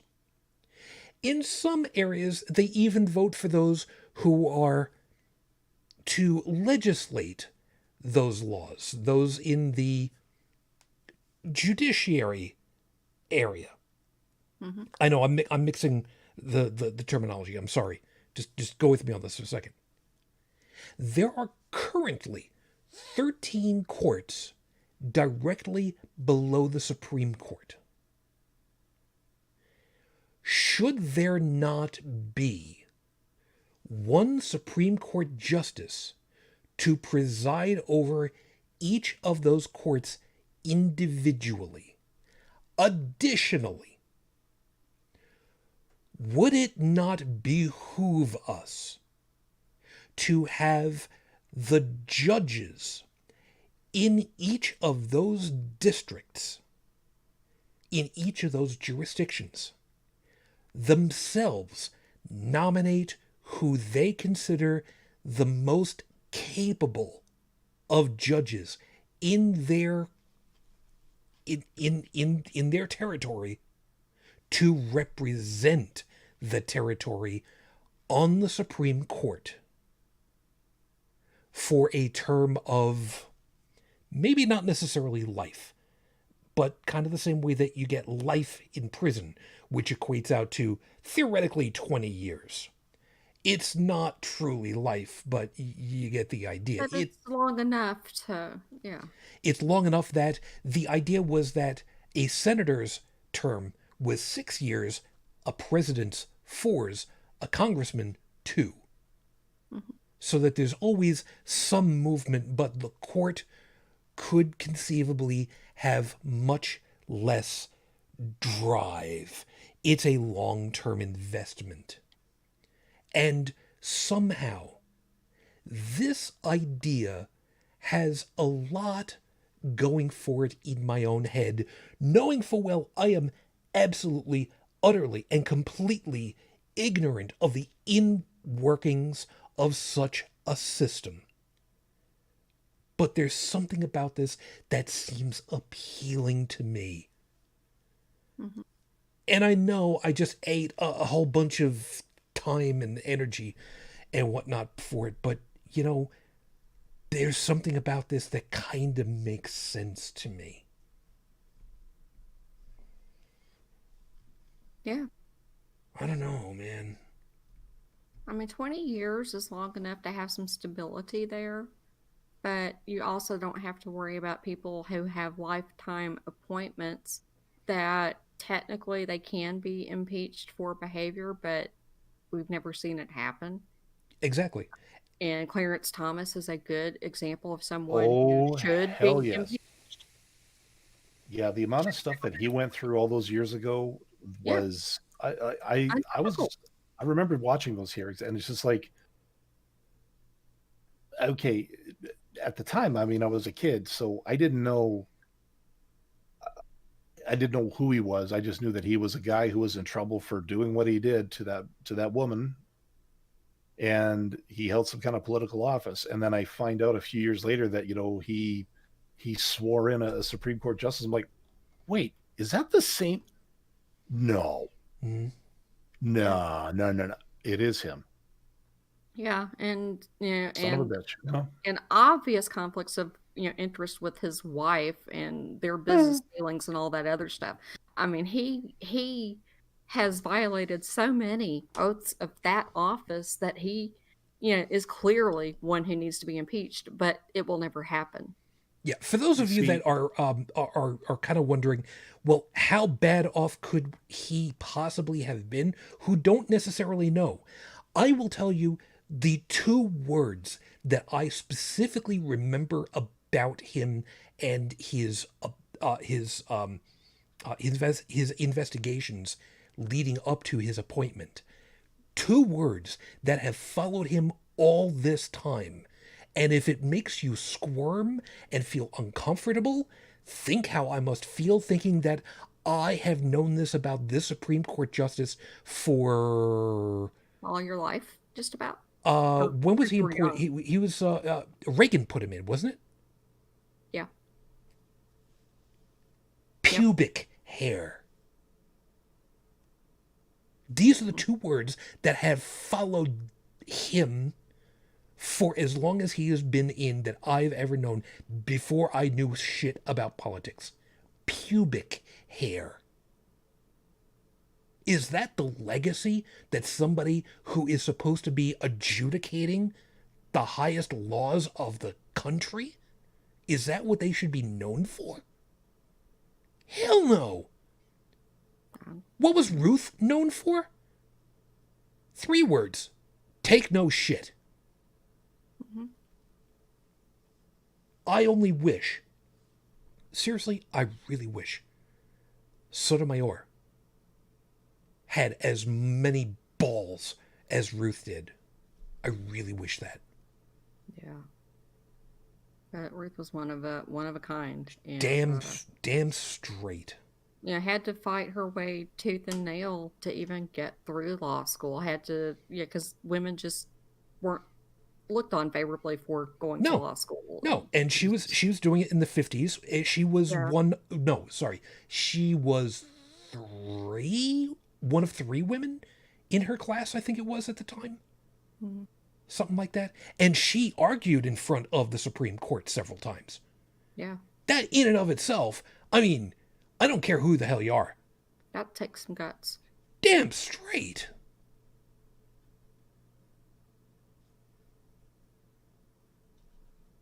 Yeah. What it's is... a huge loss. And she tried to and she knew what a shit show would what would happen when she retired. And I hate that she was never able to retire. And she tried to hang in there till after the election, and she did her best, and she just couldn't. She went above and beyond her duty to try to keep this from happening. Damn straight. Damn straight.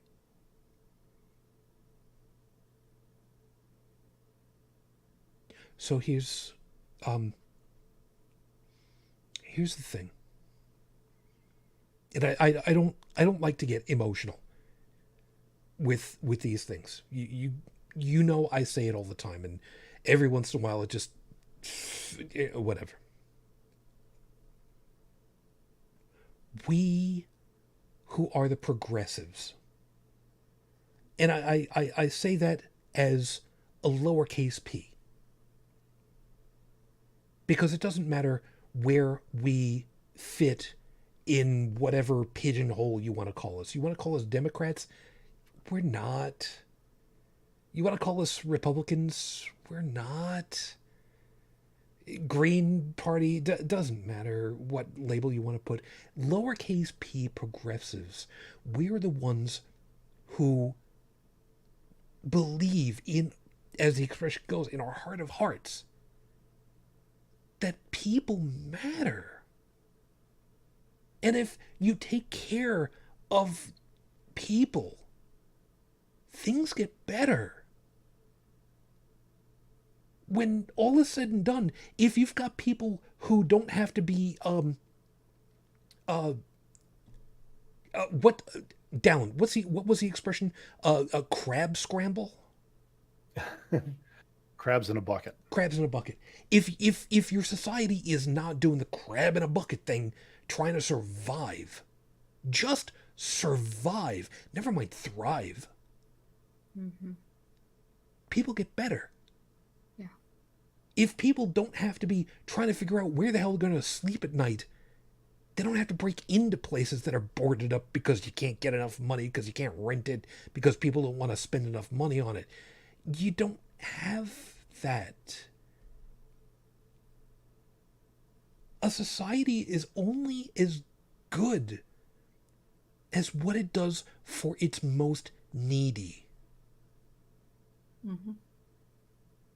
And right now, right at this moment now, with what's going on with elections, and it's not just the US. It's Australia. There's a bunch of places right now that are doing it.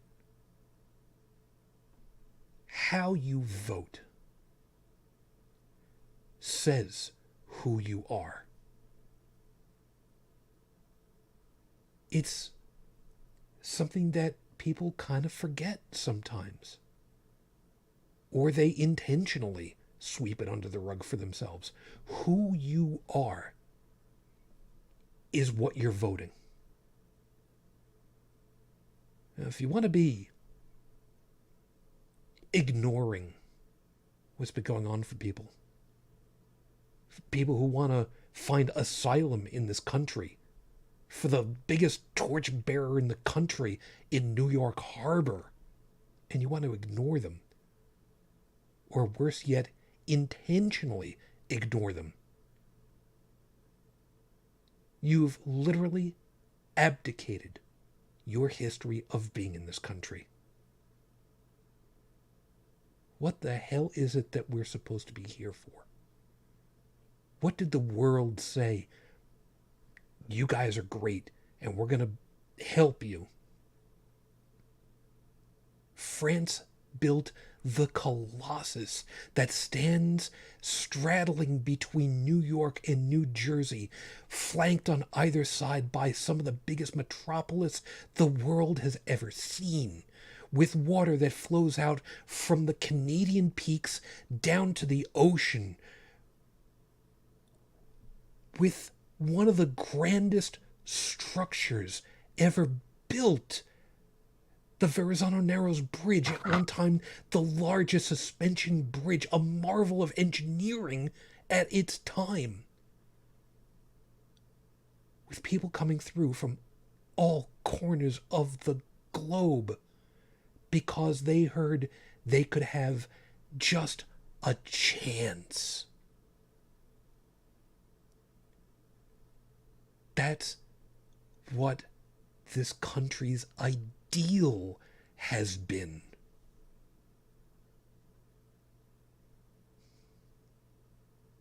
As far as I'm concerned, you got a choice this year if you're voting, and I sincerely hope that you are. You either vote for what our parents and grandparents and great-grandparents saw in this plot of land. The hope. The expectation that maybe, just maybe, I don't have to worry about people shooting bullets over my head when I try to go to sleep, and I don't have to worry about trying to get running water for my kids. Or you can completely ignore all that, and you can just say, I got mine, fuck y'all.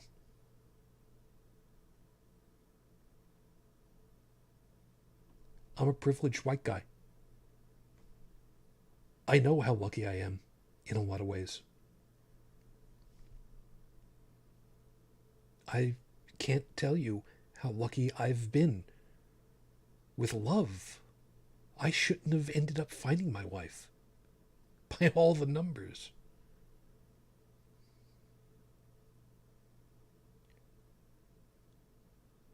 I got lucky.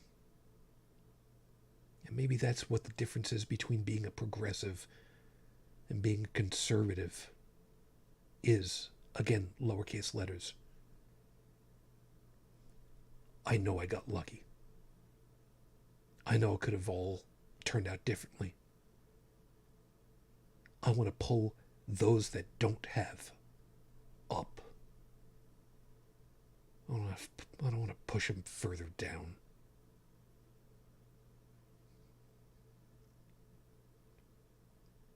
I didn't realize how much I just monologued.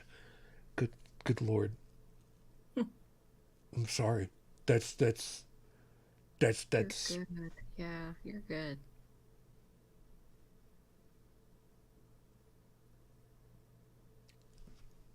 I'm sorry.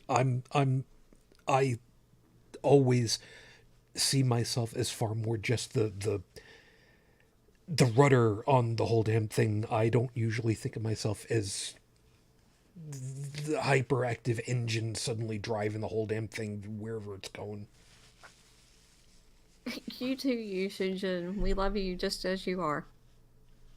One thing that I would like to bring up, I know that we're getting close to closing time and things, is that if you think we're having issues with immigration now, Stephen Miller managed to, sneak in some, executive order things. Yeah, he's racist. I mean, he's just flat out a fascist racist fuck. Are we sure he's not an undead yet? I don't know, but we've set records under this administration as far as cutting down on immigration. There will be further massive cuts, and it will affect everything from, student visas, um, you know, getting in talent from overseas to fill jobs in this country that we don't have people qualified to fill. Yeah. So the best and the brightest will not be allowed to come over here and work to help us on a technological standpoint. So that will further drive our race to the bottom. And it will be below, places like Cameroon or, pick some random country. I mean, that will be the end of us.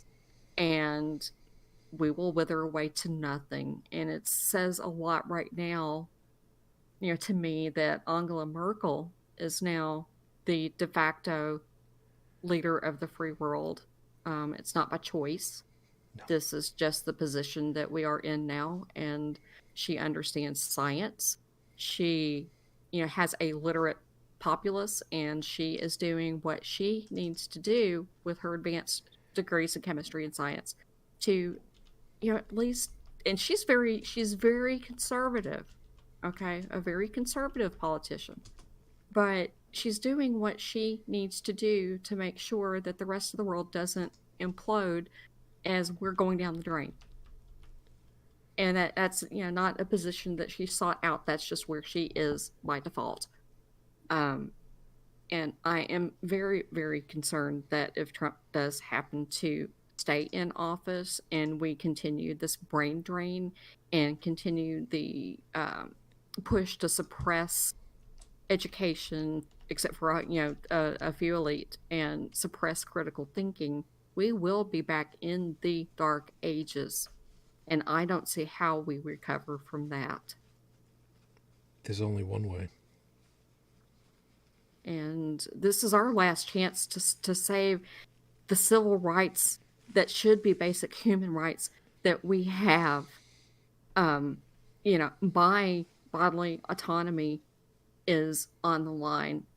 Shujin's son's life is on the line. People that are now legally married, their marriages are on the line. The newer SCOTUS appointees, have been very straightforward in that part of the goal is to overturn the Obergefell decision. So suddenly you would have people who have legal protection of marriage suddenly have theirs declared invalid. There's been a push to overturn Roe v. Wade, and there are several states, most states now in the U.S. that have trigger laws where as soon as Roe v. Wade is overturned, then that automatically bans all abortions in the state, period. There's like 4 or 5 states that will actually strengthen their protections, that are in the Pacific Northwest and New York. But for the rest of the country, our civil rights that we already fought 4 years ago, we're going to have to fight for them again, and we're going back 50 years. And it is going to hurt some more than others. If you happen to be a straight, white, male Christian, you're going to be making bank. You're fine. Everybody else below you, we're fucked. And the more marginalized you are, the more fucked you're going to be. I took a look on a site about the states, and there are actually, if Roe is overturned, 8 states have trigger laws that would immediately ban all or nearly all abortions. Mm-hmm. And those are, not surprisingly, Arkansas, Kentucky, Louisiana, Mississippi, Missouri, North Dakota, Tennessee, and South Dakota. Yep. As a complete aside, may I go ahead and say the fact that these things are on the book waiting to have happen should be illegal in and of themselves, but that's just me.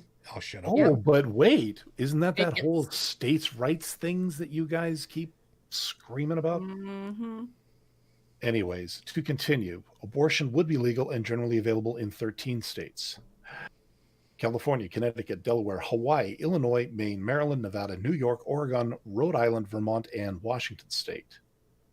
8 states have abortion bans that haven't been enforced since the 1973 decision. I'm assuming that's Roe v. Wade. Mm-hmm.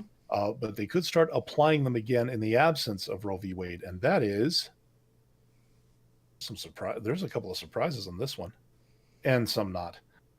Alabama, Arizona, Michigan. That's new. New Mexico, Oklahoma, not a surprise, been there. Texas, West Virginia, and Wisconsin. Mm-hmm.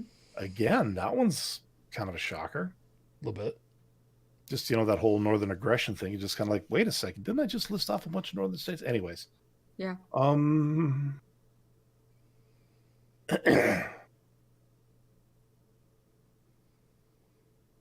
Trying to read a little bit more here.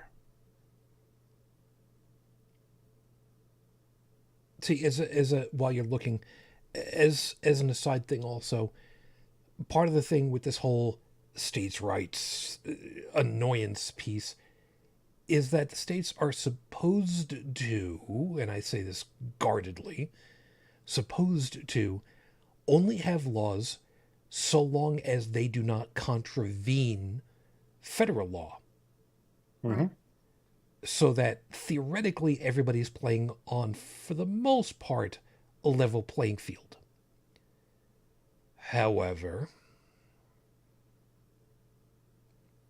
well, and to make see, things worse, this is where you get the technicality thing from, right? like, But to make especially in things Indiana. worse, in addition to this, there are some states now that have been trying to push legislation not only in addition to these trigger laws. If you happen to go to a state out of state to get an abortion who allows it, then you can be prosecuted for going out of the state to obtain an illegal abortion. Welcome to Ireland. How to lose a state's population in one easy step. Yes. Because, well, okay, then I also saw something somewhere recently. Because of the COVID, and I sound like my mother that I just said it that way. She used to go looking for stuff on the Google, so. Mm-hmm. Hey, she was 89, all right? Oh. Anyways, because of COVID, there's been a mass exodus from some states. California in particular. A lot of people are getting out of there. It has hurt their potential revenue base so badly that they wanted to bring in a law that states that if you moved from California, say in 2020, we can nail you for taxes. Like you will still end up having to pay taxes to California if you've lived there for the past 10 years. Basically what they're saying is that if you try to get out, you not only have to pay taxes for your new state, you still owe us because we say so. Yeah, good luck collecting all that. Federal law is the thing is that particular thing is on, apparently it is up for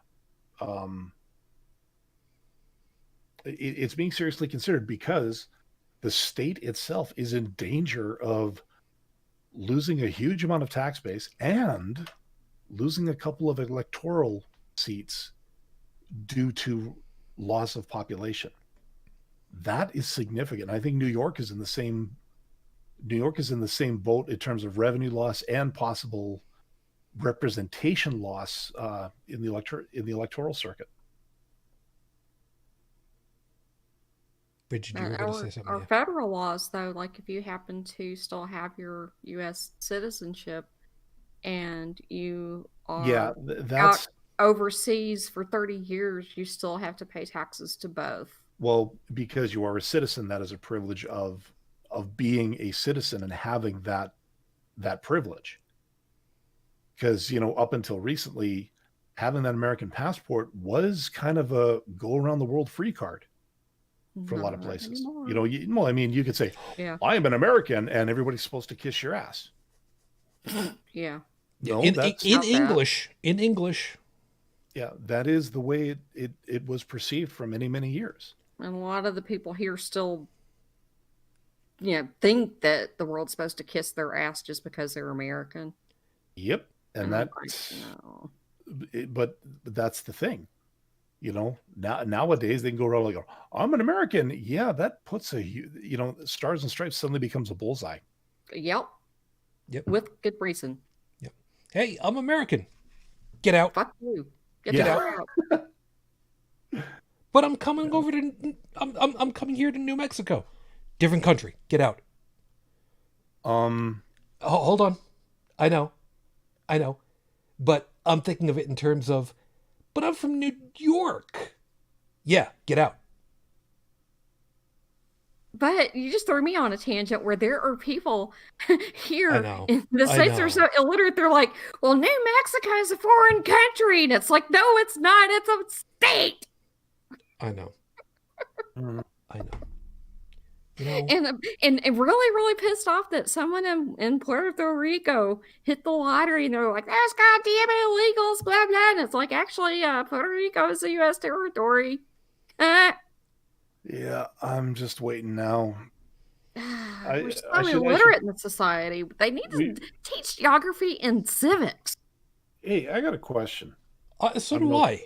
I don't know if either of you two can answer this, but in soccer or real football, is there the equivalent of a penalty box? No. Yes. What? No. Or is that hockey? In hockey, there's a penalty box. Oh, hell yeah. The reason I'm wondering if there's an equivalent in soccer. In football, to the best of my recollection, no. Okay. You have to have full team on at all times, but if you do something that would otherwise be hey, you're sitting in the penalty box, you're benched. They do have that option. You're benched and they pull in somebody else. Yeah. Is that what you mean? Well, again, this kind of dovetails onto something I was talking about yesterday on the show about we were talking about the wall, or about you guys should not be coming north. I'm saying we should just build this gigantic penalty box and call it the United States of America. Okay. Yeah. I was getting worried that we were going to start talking about the infrared pucks again. There's some people that know what this is all about. And Canada needs to put up a wall to protect themselves from the crazy down here. Yeah, put the murder geese. And actually, and Mexico, really, Mexico should pay for the wall to keep you guys in. Yeah, and there's point taken. There's something to be said for that. Yeah. Okay. So yeah, TP says soccer they just get cards. Okay. The reason I said that is like, okay, how can we spin this in how can we spin this in kind of in a marketing way to, and again, I played serious stereotypes there because, Canada hockey, I assumed, a place like Mexico, real football. Yeah. Again, that probably plays to a stereotype, and you know what? You want to come at me? Fine, I don't care. I'm too tired to really give a shit anymore. But Project Red and Yellow penalty box or something like that. I just thought, but no, it's not going to work. Now, it won't fit on the marquee, but riots now, and especially with the COVID and all that other stuff.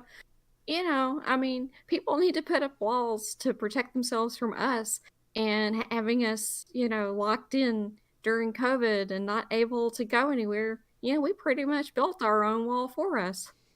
Go us. Yeah, and up here we just have the fact that it's cold. Yeah, but at least your PM, even though he may not be the best or most popular person, at least he was sensible and said, no, we will continue to keep the border closed. Thank you very much. Sorry, have a nice day. And I don't blame him.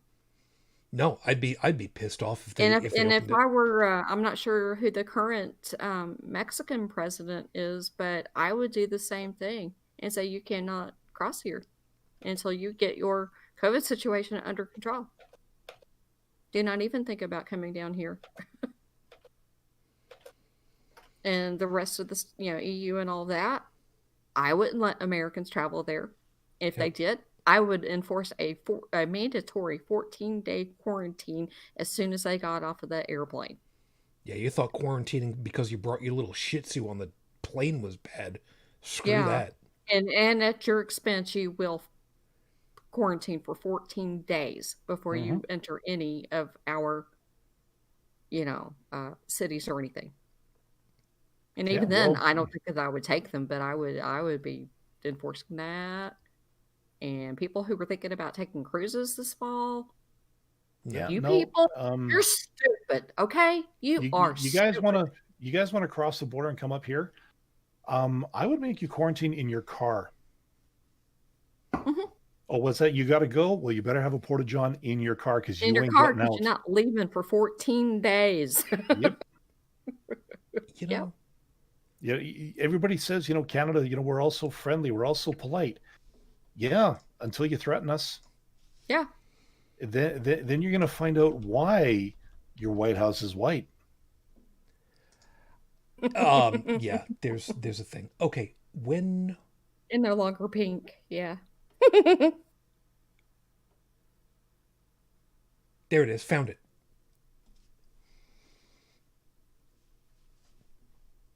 Smallpox. 30% risk of death. 30%. Onset 1 to 3 weeks following exposure. Sounds pretty close, right? Mm-hmm. Duration about 4 weeks. Brigid, how long did you say that this guy has been in since mid-March? What are we talking about? The guy that you've got who's in ICU? Oh, yes, yes. Yes, yes, March 17th was admitted for, Okay. beginning symptoms of the COVID. Okay. And as of Friday when I was at work, is still inpatient due to the COVID and has Okay. not left, at any point. This has been continuous Okay. stay. The fact that he is still on the list is troubling, but still is good there. Smallpox. We eventually were able to inoculate the planet. Mhm. The last in the wild was 1977.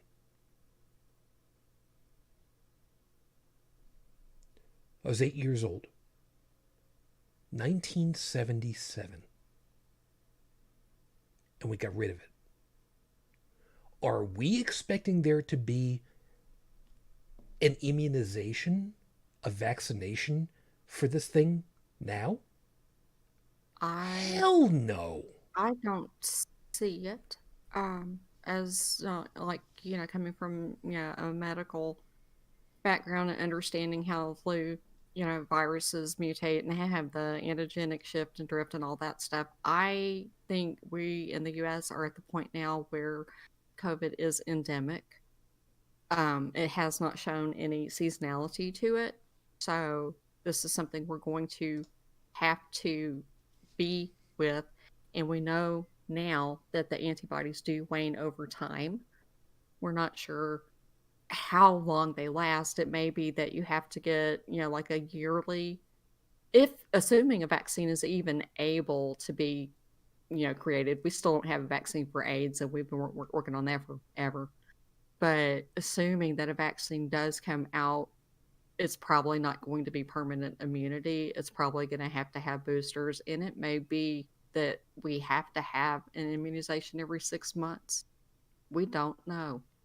But as far as like a one and done permanent immunity, I don't see it happening with its current form just because the antibodies are so short lived.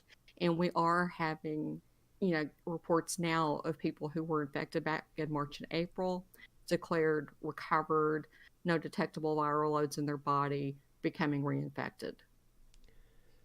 So, yeah, this is a thing. How long had smallpox been around? According to historic documentation, it can be traced back through writings to approximately 1500 BCE. Wow. I mean, that is just mind-boggling to think about, and that we eradicated it. Until the anti-vaxxers, Well, yeah, because it is back. yeah. No, not smallpox? I No. think it is. I think it's come back, hasn't it? I will have to do some research Measles. on that. No, measles Mumps. has. Well, measles has always been around. Yeah, and there are Smallpox. some places that still have polio endemic to their continents. We don't Right. yet. Right. Now, Yet. here's the But it reason will be why back. here's the reason why I wanted to point this one out. It took the United States 1977 to institute to begin the immunization for the rest of the world. It went through various different organizations, including the World Health Organization and worldwide vaccinations, which wonderful. But it took technology to completely eradicate it off of the planet. Yeah. It took a handful of months for New Zealand to get rid of it from its shores without. When we talk about people need to be more science minded and science literate, that's what we're talking about. Mm-hmm. You don't need to go with the absolute uber cutting edge. Sometimes dumb and stupid is the way to work it because it works. What do you need to do to get rid of this damn thing? Starve it. Yeah, and if we had 80% mask compliance at the very beginning, we would have gotten through the worst of it, and things would be relatively normal. We would just have to be careful not to, start other outbreaks and things, but it didn't have to be this bad. And even early, some groups highly suggested it because of the initial ideas and didn't quite follow up on it. When science is in the moment learning, Mm-hmm. there are things that after the fact it's like, oh, we should have known. We didn't because we didn't. Because And it was new. No one's ever dealt with this before. It's novel. well, Hello. in working memory. Mhm. Well, no, a novel coronavirus, we didn't know how it was going to behave and what, We was still don't. going to. We still don't, we're still learning, but, it's like when it first started popping up, they weren't sure what we were dealing with. People were making guesses as to what they thought they were dealing with, and the guesses were incorrect. And that's But how they we got on the whole hydroxychloroquine thing. That's why people, bleach. you know, they were trying anything and everything and then they're like, hey, let's give people steroids. And it's like, no, if you give it to them too early, it's actually, detrimental. Then they're like, okay, this is like, acute respiratory distress syndrome because the oxygen levels are plummeting so fast. And it's like, and so with those, you do aggressive oxygenation pronto. But with this is not ARDS. And so they were blowing people's lungs up, because they were putting on ventilators too soon and too aggressively. And so with time, and that's how you would treat ARDS, but this was not ARDS. And so in time, they figured out, okay, be less aggressive with the oxygen, place people in a prone position rather than on their back, and treat this more like altitude sickness and let gravity open up the lung capacity. But this was just things that we learned along the way. And as we learn more, the mortality rate goes down, but we're still learning. And when it started up over here, we had no idea what this was. No one had ever had to deal with it before. Now, China had the right idea with locking everything down ASAP, and got brutal about it. And that's the only way that they were able to get theirs under control. And it worked. But novel is novel. That is the definition of novel. It's new. We don't know anything about how it behaves, what it does, and we have to learn on the fly and then adjust the recommendations accordingly as we learn. And in an environment with a fetish hungry media that wants nothing but attention, the smallest hiccup of information, true or not, they'll jump on and scare the shit out of the country so that they get their ad revenue. Yeah. You got that too. And there's another problem. Yeah, and that's one that I've harked on far too long, is that, and this is why, like, even, hey, let me circle this one back a little bit. Yeah, you know what? I know we're getting out of time here, but Yeah, we're I getting out of just time. We'll just yeah, have to do another show on, like, I don't know, health issues in this country or yeah. something. But just let me say this. Yeah, please. So the media right now, one of the biggest things that they're talking about are the polls.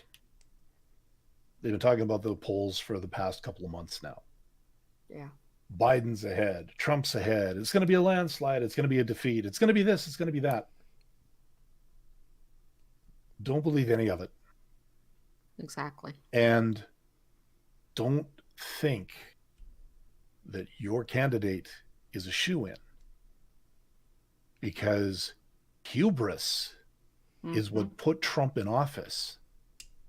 And hubris will either keep him there or catapult him out, because hubris is on both sides. Yeah. And the only way you can defeat that, or the only way you can do anything, is get out there and do it. This is, and I mean, I screamed at this one freaking years ago. Get your ass to a polling station, or in this case, if you got the thing in the mail, if it actually is the one that you're supposed to fill it out and get it counted. And it matters. Do your part. Win or lose, do your part, because that's expected. Well, and in Australia, they do have mandatory voting for all citizens, and if you do not vote, you get a heavy fine. Yeah. And they've got about a 95% compliance rate. Yeah. Must be one hell of a fine. Yeah. Yeah. Yeah, but people need to be invested enough to become involved, and if it turns into you are required and you will pay a fine if you do not participate, as long as they don't have poll taxes and expensive ID requirements and things for poor people, I would be fine with that, with making people participate. Yeah, I hate to tell you this though, and again, not criticizing. You guys don't have the logistical capabilities to track 300 million people to do that. No, but we need to get there. Yeah. But by the time they get there, the three of us will be dead. Yeah, that's true too. It's possible. And just as a Taylor on that one, by the way, yes, you have. What's the term for it? With a C. Damn it! I can't remember what the. I can't remember what the term is for it. Voting, the type of voting where it's compulsory. That's what compulsory. Yeah, it is compulsory voting, but they don't say that you have to fill in your ballots or how to. Right. So there are times people will actually just put, the Mickey Mouse, Donald Duck stuff and throw it in there as their little way of doing. So don't think that you have to vote for somebody exactly in Australia. There are plenty of stories about that. But the fact that people are actually in the booths, so to speak, it says a lot. I've said more than my fair share. Was there anything left on the table for either of you guys, or just wrap it? No, just wrap it. I'm done. All right. So with that, then, we've done more than our usual fair share tonight, and we most assuredly did not go where I was anticipating from the description for tonight. For those of you that maybe felt that this was a little bit of a bait and switch, I'm sorry. For those of you that got something out of this and maybe you feel a little bit less alone, that's part of what we're hoping for. Regardless, please just know full well that we're here with you, and we're trying to fight the good fight along with you.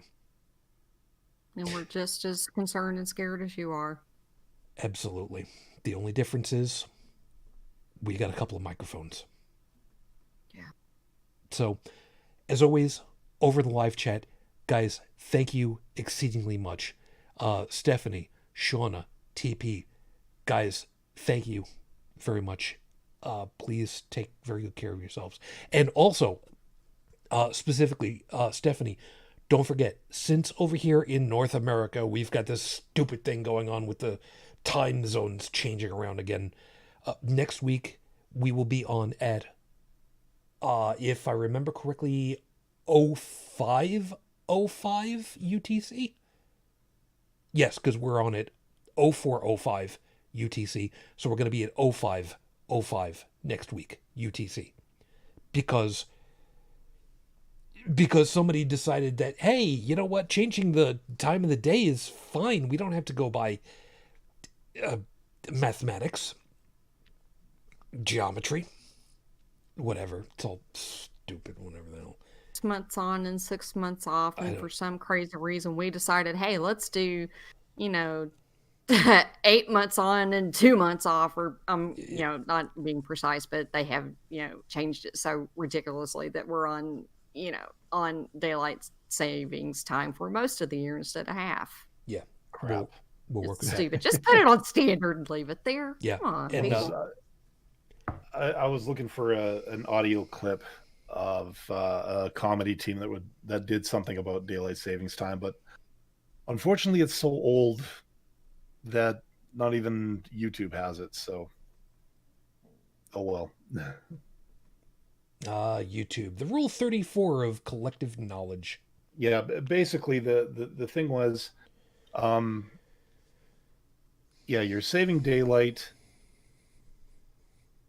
by doing this so that you can see more, so you can catch some more rays during the day without having to sacrifice your sleep. And the basic thing was, you're not saving any daylight. It's the same amount of hours in the day. Yep. If you want to see that sun, get your ass out of bed and see that sun. Don't go changing the clocks around, because you're not saving any daylight. Yeah, and time zones matter, people. And this is coming from somebody in Indiana who, when we used to be on standard all the time, year round, didn't change the clocks at all. When we adopted, daylight savings time a few years ago, when I was up in Indianapolis, the decision was like, people were upset anyway that we were going to be changing times. And then instead of using some kind of a boundary or a natural delineation to put us either in Eastern or Central, they left it up to the counties to decide which zone they wanted to be in. So, I mean, seriously. So if I go north of me, they're on Eastern. I'm on Central. If I drive 2 counties over closer to East Coast, they may also be in Central. But the counties on either side are in Eastern. It's really screwed up. Yeah, you guys are never going metric at that rate. No. And so it's like I felt jet lag all the time in Indianapolis because it was in the wrong time zone. They should have been Central. We were closer to Chicago. And when I went to Dayton, I felt normal because in the summer at 12 o'clock, the sun was directly overhead. In Indianapolis, that was not the case. And so we would have, daylight until like 11 p.m., which is kind of late.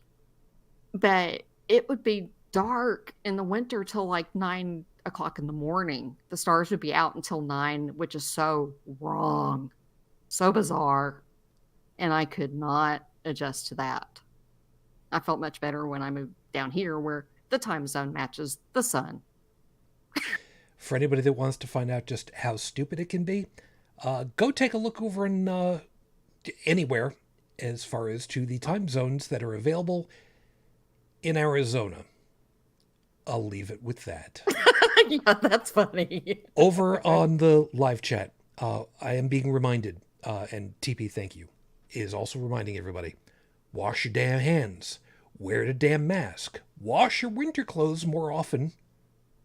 Just fine, you know what? And also, for a number of folks, smoke detectors, might as well just go ahead and change all the batteries at once. In my case, I relatively recently did all of mine because I had one that was chirping. And when it used to be, they were all just individual, stick them to the wall kind of things. It was fine. The ones that I have in this house, they're all linked together. So if one goes off for any reason, they all go off. That's all kinds of fun at 4 a.m, let me tell you. It's also fun too if they're so sensitive that if you cook bacon, it sets them off. I don't have a problem with bacon.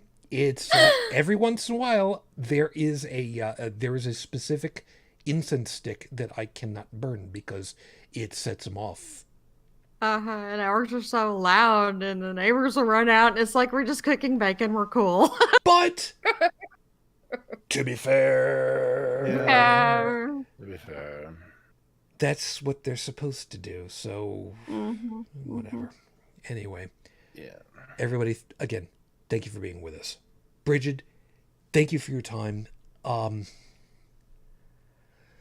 The idea of having some kind of a be together with folks thing for Tuesday for elections. Yes. If We're still working on details on this. Tracy Harris and I are trying to choose decide if it needs to be a Zoom or what have you. She's thinking that it will be open to anyone who wants to, whether it's listeners of the show, Facebook friends, her co-workers, just pretty much anyone. So it's not specific to like the atheist community in general, just people who need either the support because they can't bear to watch the returns or they live in a politically divided household, whatever. Yeah. And how it's going to work, we will try to keep people posted on Facebook and on Holy Crap when we finally get this puzzled out. But what the plans are is for Tracy and I to have different rooms set up for people if they want, and then have like a lobby, and she and I will only put in like some updates if there's like breaking news or something like that. She's going to monitor like Facebook to get a feel for how people are handling it, and I'm going to be checking out like Fark and Twitter to see what's on there, and then I think a couple of people are going to watch Fox to take one to for the team. So it's not just going to be two of us, it's going to be several people that are running different pieces of this, and just be there to support people. And we're not going to be like editorializing or anything like that, but if people come in there and start trolling, then we're going to banhammer the shit out of people, which is only fair. Yeah, so I don't know when we get this in place, we will update people, but we're still figuring it out and lining up our mods and all that stuff. Yeah. When the SCOTUS thing happened, I know full well that I sat in the voice channel over on our Discord server for what was it, 7 until 11 local. So in case anybody wanted a voice for a while, we didn't get anybody. But if it turns out that maybe I'll do that Tuesday. Okay. Maybe we will. We will see. I'll keep in touch with you and keep you updated. We're still working on logistics, and it was funny. She had mentioned, would anybody be interested in this? And I said, me. And she's like, you obviously didn't check your inbox. Go read it. I'm like, okay. Oh, that's what that was. Okay. Yeah. And I was like, I didn't get the notification. Sorry. Dalan, man, it's one thing to be able to have the kind of relationship that we all do, but for me to be able to see over on Facebook Tracy Harris basically bitch slapping Brigid to basically say, "Dumbass, go look in your inbox." That's a thing of beauty to see, man. Isn't that hilarious? Yeah, I'll give you that one.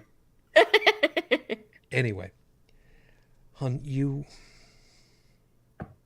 take care of yourself, huh? Yeah, I will. And thank you so much for letting me at least vent, because this has been very therapeutic.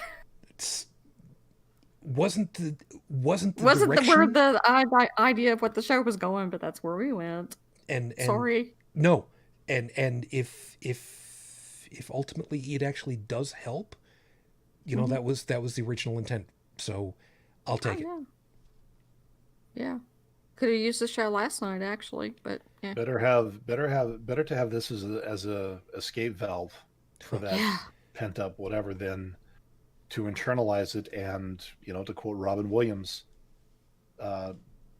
what stress likes to say to the body: you keep this shit up, I'm going to hurt you. Mm-hmm. And I was there last night. Yeah. Mm-hmm. Meanwhile, Dalan, thank you. Sorry, you got to do a little extra work this time. One of these days I'm gonna kick the ever living shit out of OBS. I don't know what the hell. I've got, you know what? I got so much editing to do tomorrow anyway. Tacking this one on won't be a problem. I appreciate it. Anywho, thank you for all the stuff, man. Yeah, no worries. Yeah. And once I have the editing done, I should have this up on the site. Hopefully tomorrow, up at holycrapthevlogcast.com, where everything else is in terms of if you want to get a hold of us, stalk us online, etc., it's freaking etc. Yep. We'll be here for you. I don't think that I can stress that enough. And I'm trying not to soapbox at the moment, but I don't think it's wrong in any way for me to remind you guys. We will be here for you. I keep talking about a lot of my shows, and I say that, I do my radio streams. For me, they're not for you. I enjoy doing them. You're just along for the ride. It sort of is the same thing for us with this. We want to do this. And we are, I guess I'll say this on behalf of all of us. We're proud that you give us the time that you do, because that means that what we're doing is important to you too. And if we're helping, then that's exactly how you repay us. We'll take your money too, but I mean, we want to be here for you. And we're going to keep doing that to the best of our ability. So if you need us, the Discord channel is always there. Go looking for it. holycrapthevlogcast.com's got all the information, all the contact. Phone number, if you want to leave us a voicemail message, is also there. Don't worry about it. I'm not going to read it off at this point because we've gone long enough as it is. Please, with everything going on, with how nuts it's been, with the possibility of there being armed doughboy militia walking around at polling places this week, please be careful. Mm-hmm. We joked last night about Black Friday and people going to be going into Walmarts and whatnot. Dalan and I joked about that, black humor as it was last night. The idea that there's going to be happenings through this week scares the living shit out of all of us. Mm-hmm. Please be careful. And we'll be here for you next week. No matter what.